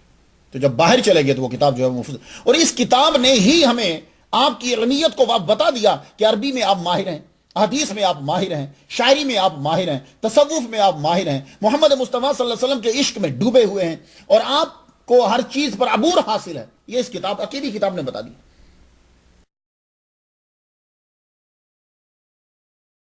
اور آدمی کے آخری دور کی لکھی ہوئی اپنی کتاب بتا دیتی ہے کہ وہ علم میں کتنا ماہر ہے۔ یہ پھر سن لیجئے، اپنے دور کے آخری ایام میں لکھی ہوئی کتاب، اور بجرتے کہ اس نے خود لکھی ہو، پیسے دے کے نہ لکھوائی ہو، تو وہ کتاب بتا دیتی ہے کہ آدمی کے اندر علم جو ہے وہ کتنا ہے۔ اب اس کا سبب کیا بنا دلائل الخیرات لکھنے کا؟ آپ ظاہر ہے صفی شہر کے اندر آپ تو مشہور تھے، اور اپنے شاگردوں کو لے کر آپ ساتھ جاتے، تو آپ جا رہے تھے تو ظہر کی نماز کا وقت ہو گیا، اور قدرتی آپ کو وضو کرنا تھا۔ اور ویسے بھی اولیاء کرام جو ہیں وہ وضو تازہ کرتے ہیں، کیونکہ وضو کے اوپر وضو جو کرے اس کو 10 نیکیاں ملتی ہیں اور نور ہوتا ہے۔ یہ نور علی نور ہے۔ اگر وضو آپ کا ہے اور پھر آپ وضو کر رہے ہیں تو وضو، لیکن اس وقت آپ کو وضو کی ضرورت ہوئی، آپ آئے، دیکھا تو ایک کنواں ہے، کنویں کے اوپر دیکھ رہے ہیں وہاں نہ ڈول ہے نہ رسی ہے، لیکن پانی اندر ہے۔ اب سوچ رہے ہیں کہ پانی نکالوں تو کیسے نکالوں، نہ شاگردوں کے پاس کچھ نہ اپنے پاس کچھ، اور وقت بالکل تنگ ہے کہ کچھ اور سبب کر بھی سکیں۔ ایک چھوٹی سی لڑکی خیمے سے نہیں، وہ بھی بربر ہے، نکلی۔ شیخ پریشان کیوں ہو؟ تو آپ بڑی تیزی میں، ان لوگوں کو نمازوں کی بڑی فکر ہوتی تھی، نہ زندگی نہ کسی اور چیز کی کچھ نہیں ہوتی، نماز۔ کہنے لگے نماز کا وقت جا رہا، مجھے نماز پڑھنی ہے۔ تو لڑکی کہنے لگی تو پریشان کیوں ہو؟ اتنے تم آپ کے ساتھ شاگرد ہیں، اتنے بڑے شیخ ہو۔ لڑکی نے کچھ پڑھا، پڑھنے کے بعد اس نے یوں لعاب دہن جو ہے وہ نیچے ڈالا، وہ لعاب دہن جو ہی پانی کی تہ میں پہنچا، پانی جو ہے ابلتا ہوا اوپر آ گیا، وہ کنارے کے اوپر آ گیا۔ آپ نے جلدی سے وضو کیا کیونکہ زور نماز کا ٹائم جو ہے وہ تنگ ہو رہا تھا، فٹافٹ نماز پڑھی۔ نماز پڑھنے کے بعد جب نماز پڑھ لی، نماز پڑھنے کے بعد آپ اس لڑکی کے خیمے میں چلے گئے۔ آپ کو معلوم تھا کہ یہ کہاں گئی، جا کے باہر آواز دی، اور اس دور میں آواز کیا ہوتی تھی؟ السلام علیکم، یہ آواز ہوتی تھی۔ تو اس سے پتہ چل جاتا تھا باہر کوئی آیا ہے، تو آواز، وہی بچی باہر آئی۔ تو آپ اس بچی سے کہنے لگے، جس اللہ اور رسول کو میں مانتا ہوں، تجھے اس کی قسم، مجھے یہ بتا کہ تو نے کیا پڑھا، اور کیا پڑھ کر تو نے اپنا لعاب دہن جو ہے وہ اس پانی میں پھینکا کہ پانی جو ہے وہ بلندی کی طرف آ گیا۔ تو وہ بچی شیخ سے کہنے لگی، شیخ محمد بن سلیمان الجزولی رحمۃ اللہ علیہ سے کہتی، شیخ میں نے محمد مصطفیٰ صلی اللہ علیہ وسلم پہ یہ درود پڑھا تھا، اور اس درود کی برکت ہے کہ وہ پانی جو ہے وہ بلندی پہ آ گیا۔ تو شیخ کا رجحان ایک دم چینج ہو گیا. آپ نے تمام ٹاپکس سے، موضوعات سے، چیزوں سے اپنے آپ کو پھیر لیا. اتنا شوق آپ کے دل میں پیدا ہوا کہ آپ نے کہا کہ جتنا کچھ میں نے پڑھا ہے اب اس میں سے میں سارے نبی کے نام، نبی کی تعریف اور درود شریف جتنے ہیں وہ سب میں اکٹھے کروں گا. تو آپ نے اس بچی سے سیکھا ہوا درود وہ اور تو احادیث کا مطالعہ کرنے کے بعد آپ نے پھر ایک کتاب لکھی. وہ کتاب، اس کا نام ہے دلائل الخیرات. یہ دلائل الخیرات کتاب جو ہے وہ آپ نے پھر لکھی. اس کتاب کو لکھا آپ نے اس طرح، 200 محمد مصطفیٰ صلی اللہ علیہ وسلم کے نام لکھ دی. آپ نے اس کتاب کو پھر لکھا. یہ کتاب آپ نے جمع کر دی. یہ 7 دن، ہر دن کا ایک ہے. 7 دن میں اللہ تعالیٰ کا فضل ہے کہ حضرت رحمت میرا بھی میں اس کو پوری کو ایک دن میں پڑھ دیتا ہوں. ایک دن پڑھتا. ویسے ابتدا میں جو لوگ آتے ہیں ان کے لیے یہ ہے کہ ایک دن کا، پھر دوسرے دن کا، Saturday, Sunday, Monday, Tuesday, Wednesday, Thursday, اس طرح ہر ایک ہے. لیکن اولیاء کرام جو ہیں، بزرگان دین ہیں، وہ روزانہ، میرے والد گرامی طالب حسین شاہ رحمۃ اللہ علیہ اس کو روز پڑھتے تھے. پوری دیکھ رہے ہیں آپ، پوری روز پڑھتے تھے. اس کے اندر ویسے اور بھی وظائف ہیں، اور بھی چیزیں ہیں، لیکن درود شریف جو ہے وہ 7 دن کا ایک ہی دن میں پڑھتے. آپ نے اس کتاب کو پھر لکھا. یہ کتاب اب اگر آپ جائیں انڈونیشیا کے اندر، ملیشیا کے اندر اگر آپ جائیں تو یہ کتاب آپ کو لوگ پڑھتے ہوئے نظر آئیں گے. طریقہ کار یہ ہے کہ وہ لوگ ایک ساتھ جو ہے وہ بیٹھ جاتے ہیں، جیسے آپ کو میں نظر آ رہا ہوں، یا یوں وہ بیٹھ جائیں گے کھول کے. تو ان کے سامنے جو ہیں وہ بیٹھ جائیں گے طلباء یا بڑے آدمی جو وہ بیٹھ جائیں. اس سے پیچھے آخر میں جا کے عورتیں بیٹھ جاتی ہیں، اور یہ سپیکر میں پھر دلائل الخیرات کو شروع کرتے ہیں. دلائل الخیرات یہ پڑھتے ہیں تو وہ لوگ جو ہیں وہ سنتے ہیں، اور کچھ لوگ جو ہیں وہ بیٹھ کر ساتھ ساتھ خود بھی پڑھتے جاتے ہیں. ایک طریقہ ملیشیا، انڈونیشیا میں یہ، اور حزب البحر کا بھی طریقہ وہاں ہے، یہ بھی پڑھے جاتے ہیں. وہ بھی شاذلی، حزب البحر بھی شاذلی، دلائل الخیرات بھی شاذلی، شاذلیہ سلسلہ دونوں. تو یہ دونوں کو جو ہے وہ وہاں پڑھا جاتا ہے. اور جو محمد بن سلیمان جزولی رحمۃ اللہ علیہ کے روزہ پر یہ کتاب جو ہے وہ جمعرات کو پڑھی جاتی ہے. لوگ جو ہیں وہ آتے ہیں. اب جو میری فلائٹ جو ہے وہ واپسی کی بدھ کی تھی، ورنہ میں رکتا، مجھے یہاں واپس پہنچنا تھا امریکہ، مجھے لندن واپس پہنچنا تھا. تو جمعرات کو وہاں گروپ بیٹھ جاتا ہے، وہاں لوگ پڑھتے ہیں. روزانہ میں وہاں 3 دن گیا ہوں، روزانہ نہیں پڑھتے. جمعرات کو گروپ آتا ہے تو وہ سارے گروپ جو ہیں وہ وہاں بیٹھتے ہیں. ہو سکتا ہے کہ پہلے روزانہ پڑھتے ہوں، لیکن اب میں صبح جاتا تھا، میں دیکھتا تھا روزانہ بہت کم قرآن پڑھتے ہیں، کچھ چیزیں آگے پڑھتے ہیں، پڑھ کے چلے جاتے ہیں. حاجی خلیفہ ملیشیا کے صوفی بزرگ ہیں، وہ فرماتے ہیں کہ دلائل الخیرات اللہ کی نشانیوں میں سے ایک نشانی ہے. دلائل الخیرات اللہ کی نشانیوں میں سے ایک نشانی. شیخ یوسف نبہانی رحمۃ اللہ علیہ فرماتے ہیں کہ دلائل الخیرات پڑھنے کی اجازت میرے شیخ نے حضور صلی اللہ علیہ وآلہ وسلم سے حاصل کی. یعنی سرکار کو یہ کتاب اتنی پسند ہے کہ ان کے شیخ نے جب سرکار کی زیارت ہوئی تو کہا یا رسول اللہ مجھے اجازت دیجیے کہ میں اس کتاب کو پڑھوں. ظاہر ہے جب سرکار کہیں گے کہ جاؤ پڑھو تو کتاب کی بھی مقبولیت ہے اور پڑھنے سے بھی اثر ہوگا. شاہ ولی اللہ محدث دہلوی قول الجلی فی ذکر آثار ولی کے صفحہ 432 میں لکھتے ہیں کہ دلائل الخیرات کا وظیفہ عرب دنیا میں کیا جاتا ہے. اس کتاب کا وظیفہ عرب دنیا میں کیا جاتا تھا، لیکن اب کیا ہو رہا ہے کہ اب سعودی عرب کے جو لوگ ہیں، بڑے بڑے جو مفتی ہیں، انہوں نے بڑی کوشش کی ہے کہ اس کو انڈونیشیا کے اندر اس کتاب کو بند کر دیا جائے. انہوں نے کہا کہ اس کتاب کو پڑھنا شرک ہے، اس کتاب کو پڑھنا بدعت ہے. میں پھر اس کی سٹڈی کرنے لگا. ابھی میں آپ کو بتاؤں گا کہ اس کتاب کے اندر انہوں نے کہا جی لیکن بند نہیں ہوئی، یہ کتاب پھر بھی پڑھی جا رہی ہے. تو شاہ ولی اللہ محدث دہلوی فرماتے ہیں کہ عرب دنیا کے اندر بھی یہ پڑھی جاتی اور اس سے آسمانی برکات حاصل ہوتی. شاہ ولی اللہ خود اسے پڑھتے تھے، آپ کی اولاد اسے پڑھتی تھی، آپ کے مریدین جو ہیں وہ اسے پڑھتے تھے. تو پتہ چلا کہ جو لوگ ہندوستان میں شاہ ولی اللہ کو مانتے ہیں اور خود کو کہتے ہیں کہ ہم حدیث کے پیروکار ہیں اور شاہ ولی اللہ ہمارے لیڈر ہیں، تو شاہ ولی اللہ اس کتاب کو پڑھتے تھے، ان کی اولاد پڑھتی تھی، اور فرماتے ہیں کہ آسمانی برکات حاصل کرنے کا یہ کتاب ذریعہ ہے. پیر کرم شاہ الازہری، اللہ اکبر، کیا نورانی چہرہ تھا اس شخص کا. تو پیر کرم شاہ الازہری یہ چیف جسٹس رہے ہیں. یہ فرماتے ہیں کہ انڈیا کے اندر 4 سلاسل، سہروردیہ، چشتیہ، قادریہ، نقشبندیہ، یہ اس کتاب کا جو ہے وہ وظیفہ کرتے دلائل الخیرات کا. اب آ جائیے جدید آج کے دور کے شیخ ناظم. میں نے شیخ ناظم کی زیارت تو نہیں کی، یعنی مطلب کہ ان کو بالمشافہ میں تو نہیں ملا، لیکن ان کے جو داماد ہیں اور خلیفہ ہیں اور اس وقت جو بانی ہیں وہ ہیں ہشام کبانی. ہشام کبانی کے ساتھ میری کافی تقریریں ہیوسٹن کے اندر، کیلیفورنیا کے اندر، ہمبل کے اندر کافی دفعہ آئے ہیں، شاید ابھی یہاں بھی آ رہے ہوں گے. تو ان کے ساتھ میری ملاقات ہوئی، ان کے ہوتے ہوئے میں نے کیلیفورنیا میں بھی تقریر کی ہے.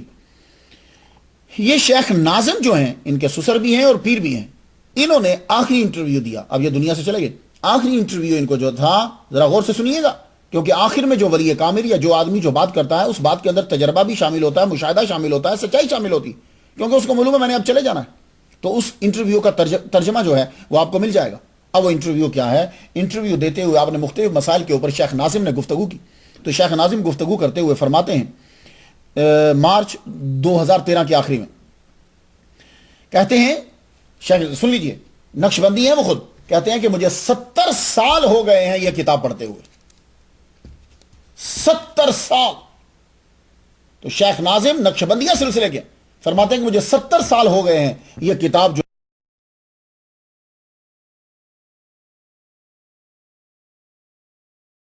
ہے وہ پڑھتے ہوئے، میں دلائل الخیرات پڑھ رہا ہوں۔ امام جزولی رحمۃ اللہ علیہ نے اس کتاب کو الہامی ہدایت پر لکھا ہے، اور واقعی اس کتاب کے لفظ بتائیں گے کہ یہ الہامی ہدایت پر لکھی گئی۔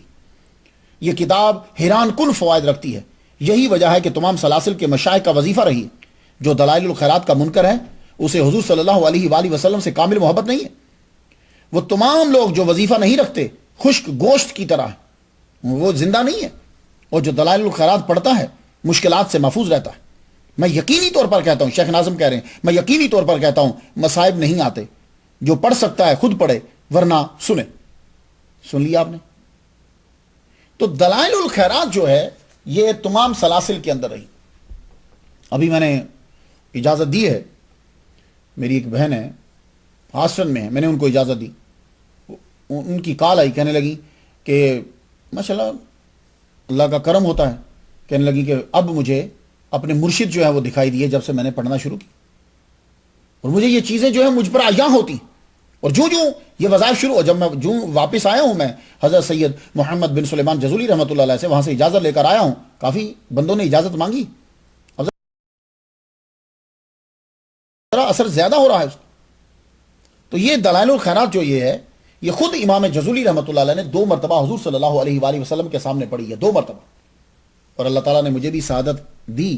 اس کو دلائل الخیرات پوری 3 مرتبہ میں نے ترکی کے اندر، جب میں کونیا میں مولانا روم رحمۃ اللہ علیہ کے روزے پر گیا ہوں، میں نے 3 مرتبہ ان کے روزے کے سامنے پڑھی، 1 مرتبہ میں نے داتا گنج بخش لجویری رحمۃ اللہ علیہ کے روزے پر ان کے سامنے پڑھی، اور 3 مرتبہ میں نے یہ حضرت سید محمد بن سلیمان جزولی رحمۃ اللہ علیہ کے سامنے، ان کے روزہ کے سامنے قبر انور کے پاس بیٹھ کر 3 مرتبہ میں نے پڑھی۔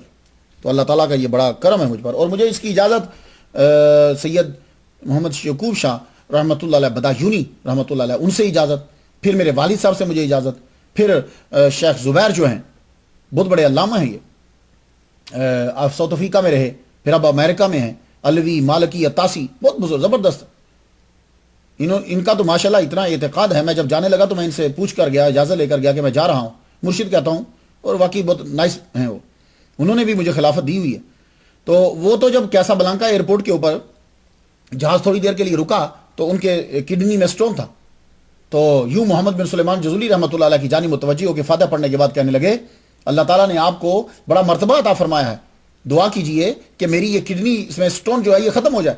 تو کہنے لگے تھوڑی دیر ہی گزری ہے کہ مجھے ایک دم سے ایسے لگا جیسے کوئی چیز فورس کر رہی ہے، تو کہنے لگے جو ہی میں پھر ریسٹ روم میں گیا تو پتھری جو ہے اسی وقت نکل گئی۔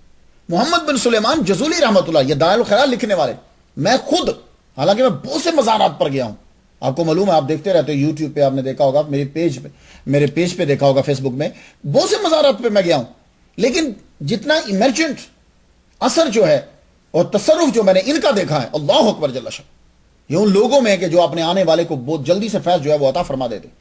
تو ان سے جو ہے وہاں پھر میں جب پہنچا تو وہاں میں نے اجازت جو ہے وہ لی، 24 نومبر 2014 کو مراکش کیا تھا میں، قبر کی زیارت کی، تو آپ کے خاندان کے چشم و چراغ حسن تلمودی، یہ ذرا دیکھیے، بہت بزرگ ہو گئے، یہ آ کر بیٹھے، ایک دن تو گزر گیا، میں نے ان کو دیکھا، دوسرے دن پھر مجھے بتایا گیا یہ محمد حسن تلمودی سید جزولی ہیں، ان کی اولاد میں سے ہیں، کیونکہ ان کی بیٹی کی اولاد آگے چلی تھی کہتے ہیں، تو یہ ان کی اولاد میں سے ہیں۔ میں ان سے ملا، ان کا میں نے ہاتھ چوما، ان سے میں نے اجازت لی، اور پھر میں نے ان سے لکھوایا بھی، اب اتنے پرانے بندے کہاں یہ پڑھتے تھے اتنا، تو لکھائی، لیکن میں نے کہا برکت کے لیے لکھ دیجیے اپنا نام، ذرا دیکھیے۔ پھر ان کی اولاد سے ایک اور ہیں سید عبد الرحمن جزولی، وہ بھی پڑھنے کے لیے وہاں آتے، سلام کر کے پھر جاتے. میں ان سے بھی ملاقات، دیکھیے ذرا.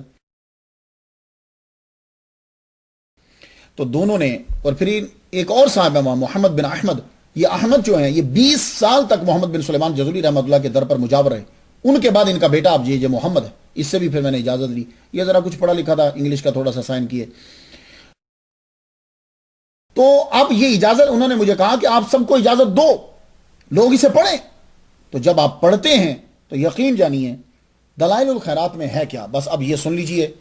اور میں نے بھی اس کو اپنا وظیفہ بنا لیا، خیر کافی عرصے سے ہے، لیکن آپ سب لوگ سماعت کر لیجئے کہ دعاؤں کا مجموعہ اور وظائف کا مجموعہ، یہ دلائل الخیرات، یہ سب کے لیے وہ لکھ گئے.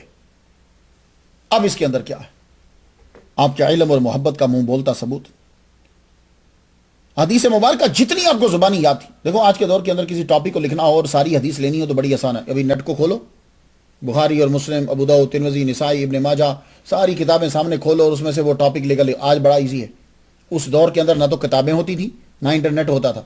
تو اگر کوئی آدمی ایک موضوع پر اتنی موٹی کتاب لکھ رہا ہے تو سمجھ جاؤ کہ اس کو حدیث کی کتابیں زبانی یاد ہیں. تو امام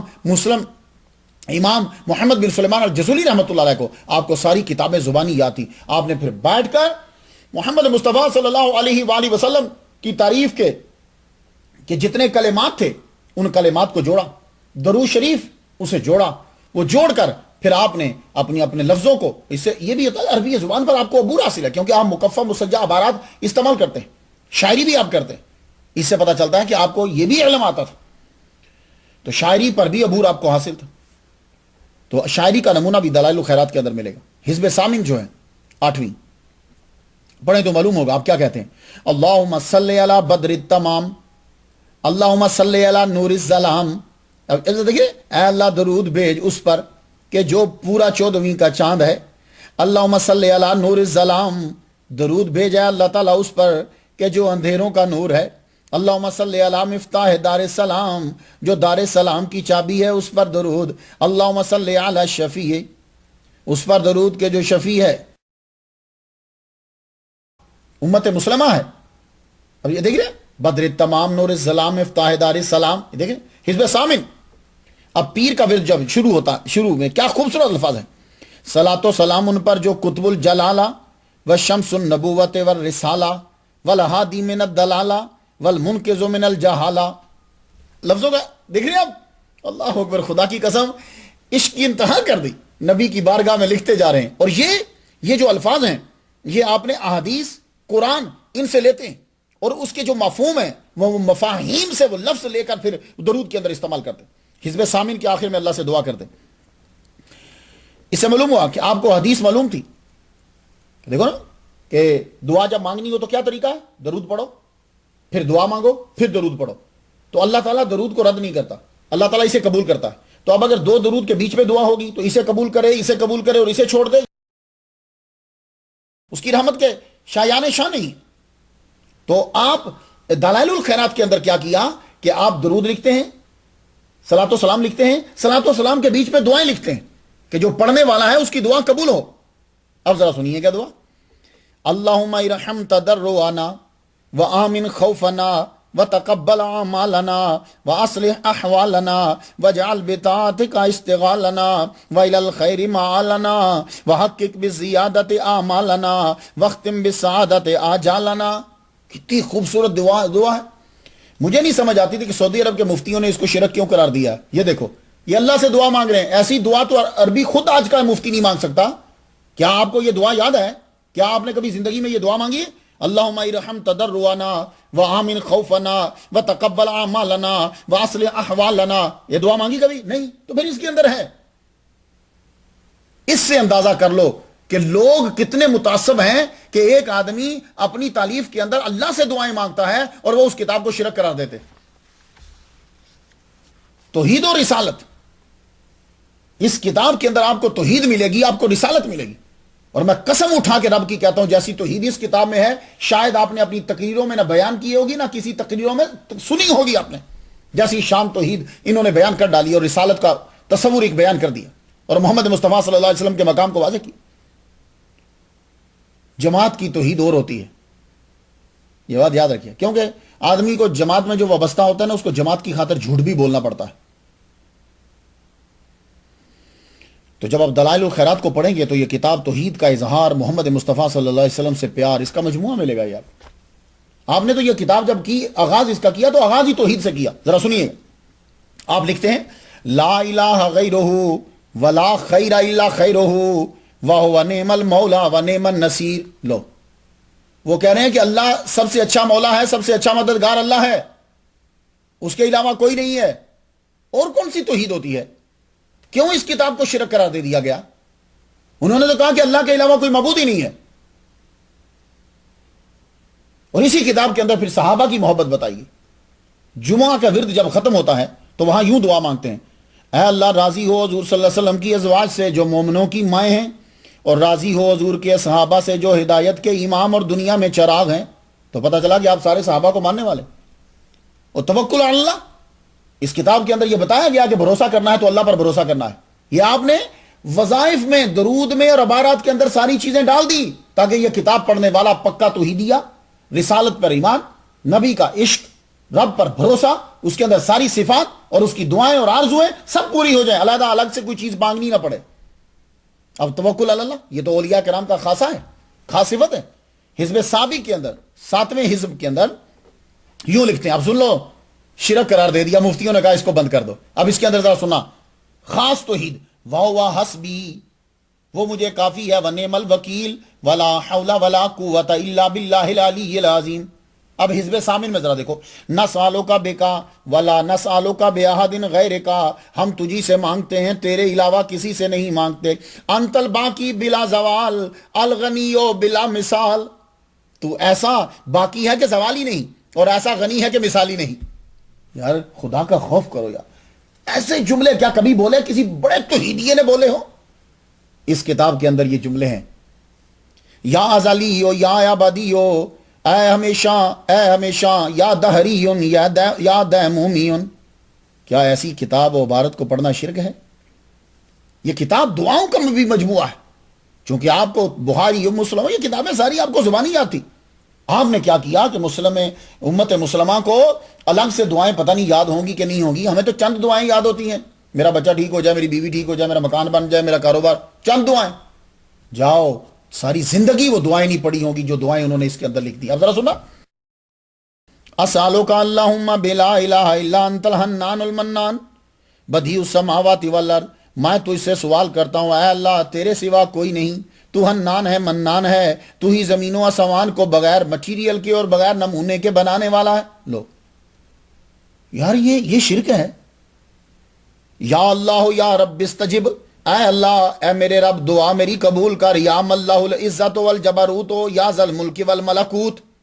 یہ جملے تو سنے ہوئے نا، یہ جملے انہوں نے اس میں لکھے ہوئے. یہ میں صرف آپ کو نمونہ دے رہا ہوں، اس سے بڑی بڑی دعائیں ہیں اس کے اندر. اللہم انی اسالک، اے اللہ میں تجھ سے سوال کرتا ہوں، فانی اشہد انک انت اللہ، اے اللہ میں گواہی دیتا ہوں کہ تو اللہ ہے، الذی لا الہ الا انت الواحد الاحد الصمد الذی لم یلد ولم یولد ولم یکن لہ کفوا احد. یہ اس کتاب کے اندر ہے. یہ کتاب شرک ہوگی؟ میں آپ کو صرف چھوٹی چھوٹی دلیلیں دے رہا ہوں، پوری عبارت پڑھوں تو ٹاپک لمبا ہو جائے.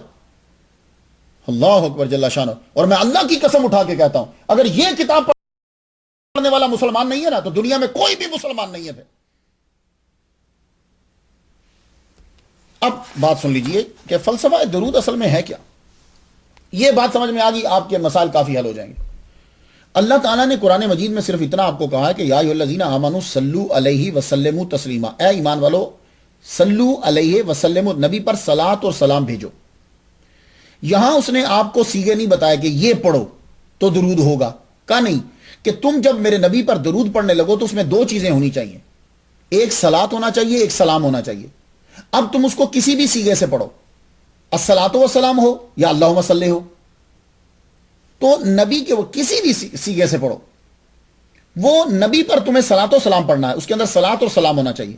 اب اللہ تعالیٰ نے کوئی کنڈیشن بیان نہیں کی کہ کھڑے ہو کے پڑھو، بیٹھ کے پڑھو، لیٹ کے پڑھو، نہیں، یہ بھی چھوڑ دیا. کس سیغے کو استعمال کرنا ہے یہ بھی چھوڑ دیا. بس تم نے میرے نبی پر درود پڑھنا ہے، تو نبی کا نام کیا لینا ہے یہ بھی نہیں بتایا. اب جو میرے نبی کی صفاتی نام ہیں، تو محمد بن سلیمان جزولی رحمۃ اللہ علیہ نے قرآن کی آیت پر عمل کرتے ہوئے کتاب کو جمع کر دیا. اب انہوں نے کیا کیا کہ انہوں نے اللہم صلی علی کہا، صلاۃ و سلام بھی کہا ہے۔ اللہم صلی کیوں کہتے ہیں؟ ہماری زبانیں اس قابل نہیں ہے کہ ہم نبی پر رحمت بھیجیں، تو ہم پلٹ کے اللہ سے یہ عرض کرتے ہیں، یا اللہ تو اپنے نبی کے مقام کو جانتا ہے، تو اپنے نبی پر رحمت نازل فرما۔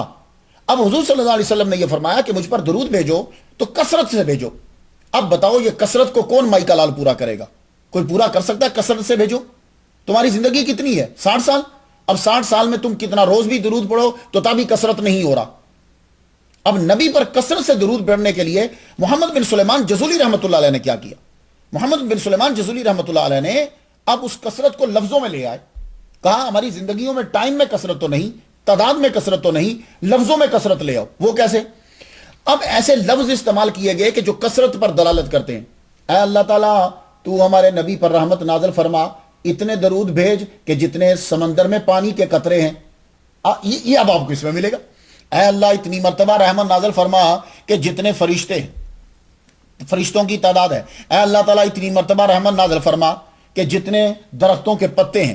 اے اللہ تعالیٰ اتنی مرتبہ رحمت نازل فرما کہ جتنی مرتبہ درود نہیں پڑھا گیا، اتنی مرتبہ رحمت نازل فرما جتنی مرتبہ درود پڑھا گیا ہے، اتنی مرتبہ رحمت نازل فرما کہ یہ جتنے لفظ بولے گئے ہیں یا بولے جائیں گے۔ اب دیکھ لیں کثرت کو، یہ کثرت آ رہی۔ اللہ اکبر جل شانہ، سمندر، یہ آپ نے وہ لفظ لے آئے کہ جن لفظوں میں کثرت تھی۔ تو اب نیت یہی ہے کہ اللہ تعالیٰ، اب بندہ پڑھنے والا جب پڑھے گا تو اتنی مرتبہ تو درود آپ نہیں پڑھ سکتے جتنے سمندر، ایک سمندر کے اندر پانی کے قطرے پڑھ سکتے ہو نہیں، لیکن اللہ کی رحمت پہ امید ہے ہمیں کہ وہ قبول اتنی مرتبہ کر لے۔ جب آپ نے کہا کہ اے اللہ اتنی مرتبہ رحمت نازل فرما جتنے سمندر میں پانی کے قطرے ہیں، اب یا جتنے لفظ بولے گئے ہیں، تو جتنی مرتبہ سانس لیا گیا ہے یا لیا جائے گا تو قبول کر لیا تو گئے۔ یہی محمد بن سلیمان جزولی رحمۃ اللہ علیہ نے کیا۔ اب آپ کی نظر قرآن پر، حدیث پر تھی، اس سے جو نبی کی صفات تھی وہ آپ نے نام لیے۔ اب دیکھو، اللہم صلی علی سراج المنیر، اے اللہ تعالیٰ رحمت نازل فرما سراج منیر پر۔ اب یہ سراج منیر قرآن کے اندر ہے۔ اللہ نے کہا داعیا الی اللہ باذنہ سراج منیرا، اب وہ سراج منیر لے کر وہ یہاں آ گئے، تو یہ کتاب شرک ہو گئی۔ اللہم صلی علی من شکا الیہ البعیر، اے اللہ رحمت نازل فرما اس پر رحمت نازل فرما کہ جس کے پاس آ کر اونٹ شکایت کرتا ہے۔ اب یہ حدیث ہے۔ اللہم صلی علی من انشق القمر، اے اللہ رحمت نازل فرما کہ جس نے چاند کو ٹکڑے کر دیا، شک کر دیا۔ اب یہ بھی حدیث ثابت ہے نا۔ تو آپ نے کیا کیا ایسا؟ تو تمام توحید، رسالت، سیرت، احادیث، سب چیزوں کو آپ نے اس کتاب کے اندر جمع کر دیا۔ تو اب میرا جملہ سن لو جو میں نے خلاصہ نکالا ہے۔ احادیث کو پڑھنے کے بعد، میں نے ابھی حدیثیں نہیں پڑھی، حدیث کو پڑھنے کے بعد اور اولیاء کرام کو پڑھنے کے بعد جو میں نے اس کتاب میں چونکہ درود ہیں تو درود کی شان جو قیامت کے دن حضور صلی اللہ علیہ وسلم کے قریب ہونا چاہتا ہے وہ اس کتاب کو پڑھے، جو چاہتا ہے کہ لوگوں میں عزیز ہو، معزز ہو، وہ دلائل الخیرات کو پڑھے، جو چاہتا ہے کہ اللہ اس کے 80 سال کے گناہ معاف کر دے وہ یہ مکمل دلائل الخیرات پڑھے، اس میں جمعہ کا دن بھی شامل، جو چاہتا ہے کہ اللہ کا نور ہو اس پر، دل میں سرور ہو اور وہ مغفور ہو وہ دلائل الخیرات کو پڑھے، جو چاہتا ہے کہ 70,000 فرشتے اس پر رحمت بھیجیں وہ دلائل الخیرات کو پڑھے، جو چاہتا ہے کہ جنت میں حضور صلی اللہ علیہ وسلم کا ساتھ ملے وہ دلائل الخیرات کو پڑھے، جو چاہتا ہے کہ اللہ اس پر دوزخ کی آگ حرام کر دے وہ دلائل الخیرات کو پڑھے، جو چاہتا ہے کہ غموں سے آزاد ہو جائے، پریشانیوں سے آزاد ہو جائے، دکھوں سے نجات ملے، رزق اس کا بڑھ جائے، وہ اس دلائل الخیرات کو پڑھے۔ اور میرا وجدان یہ کہتا ہے کہ وظائف میں یہی کافی۔ میں نے جب سے اسے شروع کیا ہے بہت سال ہو گئے ہیں، اس کے علاوہ اور کوئی وظیفہ کم ہی پڑھتا ہوں۔ جب آپ نے یہ پڑھ لیا تو اس کے اندر ساری کی ساری چیزیں جو ہے وہ اس میں آ جاتی ہیں۔ اللہ اکبر جل شانہ، جس نے پھر جو دنیا میں آیا آخر پھر اس کو جانا بھی ہے۔ اللہ تعالیٰ نے آپ کی زندگی کے اندر ہی آپ کی بہت شہرت کر دی، اتنے آپ کے شاگرد ہو گئے، ہر طرف آپ کی شہرت ہوئی، تو اصفی کے گورنر نے حسد میں آ کر آپ کو زہر دلوا دی۔ جیسے سرکار صلی اللہ علیہ وسلم کے گوشت میں زہر ڈال دیا گیا تھا، وہ زہر کا اثر آپ کی باڈی پہ ہونے لگ گیا۔ فجر کی نماز، بعض کہتے ہیں سنن، آپ ادا کر رہے تھے، سجدے میں گئے جان دے۔ یہ اس کی میں دعا کرتا ہوں کہ اللہ پاک ایسی موت دے، کیونکہ سجدے میں اگر کسی مسلمان کی جان نکل گئی ہے نا تو بس پھر سمجھ جاؤ کہ اس نے، نوکر نے مالک کی چوکھٹ پر سر رکھ کے جان دے دی، اور یہ اس کی غلامی، عبودیت کی قبولیت کی دلیل ہے۔ تو آپ جب سجدے میں گئے تو رب تعالیٰ نے آپ کی روح جو ہے وہ نکالی۔ تو محمد بن سلیمان جزولی رحمہ اللہ تعالیٰ، فجر کی نماز میں اللہ تعالیٰ نے اپنے پاس بلا لیا۔ آپ کا مزار افغال میں بنایا گیا۔ 77 سال کے بعد 77 ایئرز کے بعد آپ کا جسد انور جو ہے وہ افغال سے نکالا. جب نکالا تو لوگوں نے دیکھا کہ یوں یہ دیکھیں نا، یہ جب ایسے رکھتے ہیں نا ہاتھ تو خون یہ دبایا نا، خون ہٹایا ایسے وہ پھر چل پڑا. تو اسی طرح جب آپ کی باڈی پہ یوں رکھتے تھے تو چھوڑتے تو خون پھر چل پڑتا. 70 سال کے بعد 77 ایئرز کے بعد اس کتاب کے لکھنے والے. اور یہ صدقہ ہے درود کا. تو جو درود پڑھتا ہے اللہ تعالیٰ اس پہ کرم کرتا ہے. یہ چیزیں میں نے آزمائی ہیں، یہ مجھ پہ وارد ہیں. تو آپ کو وہاں سے جب نکالا گیا تو لوگوں نے آپ کی زیارت کی. اس کے بعد پھر آپ کو موجودہ جگہ پہ دفنا دیا گیا جہاں اب قبر ہے اور جہاں میں ابھی زیارت کر آیا ہوں. سعدی سلطان احمد الفرج نے آپ کی قبر پر گنبد بنایا، مولا اسماعیل ابن شریف نے، اور اس کو آگے جو ہے وہ بڑھایا. اللہ تعالیٰ نے مجھے توفیق دی ہے، میں یہاں زیارت کر کے آیا. آپ بھی ذرا کلپ دیکھ لیجئے.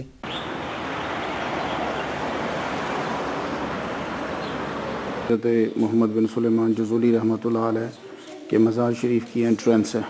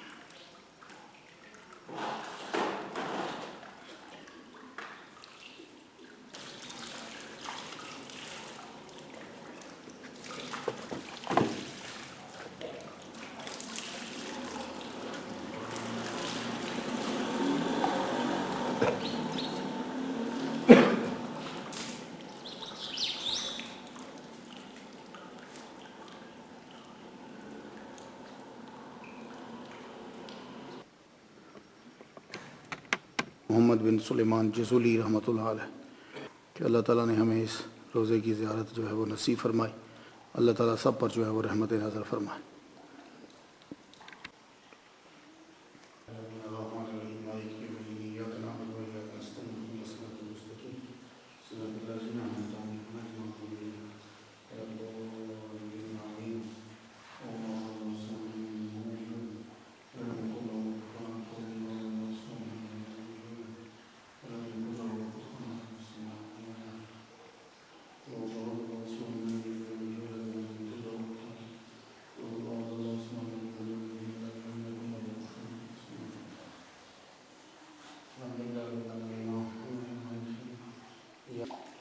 یہ بابا جی الحسن التلمودی, the descendant of the Sheikh.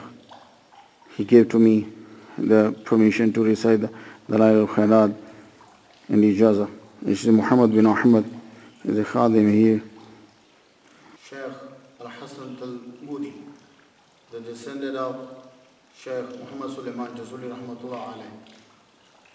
This is the grave of Muhammad bin Sulaiman Jazuli Rahmatullah alayh. He prayed for me and gave ijazah to recite the Dalail al-Khairat. اللهم ربنا آتنا في الدنيا حسنة وفي الآخرة حسنة وقنا عذاب النار. ربنا ظلمنا أنفسنا وإن لم تغفر لنا وترحمنا لنكونن من الخاسرين.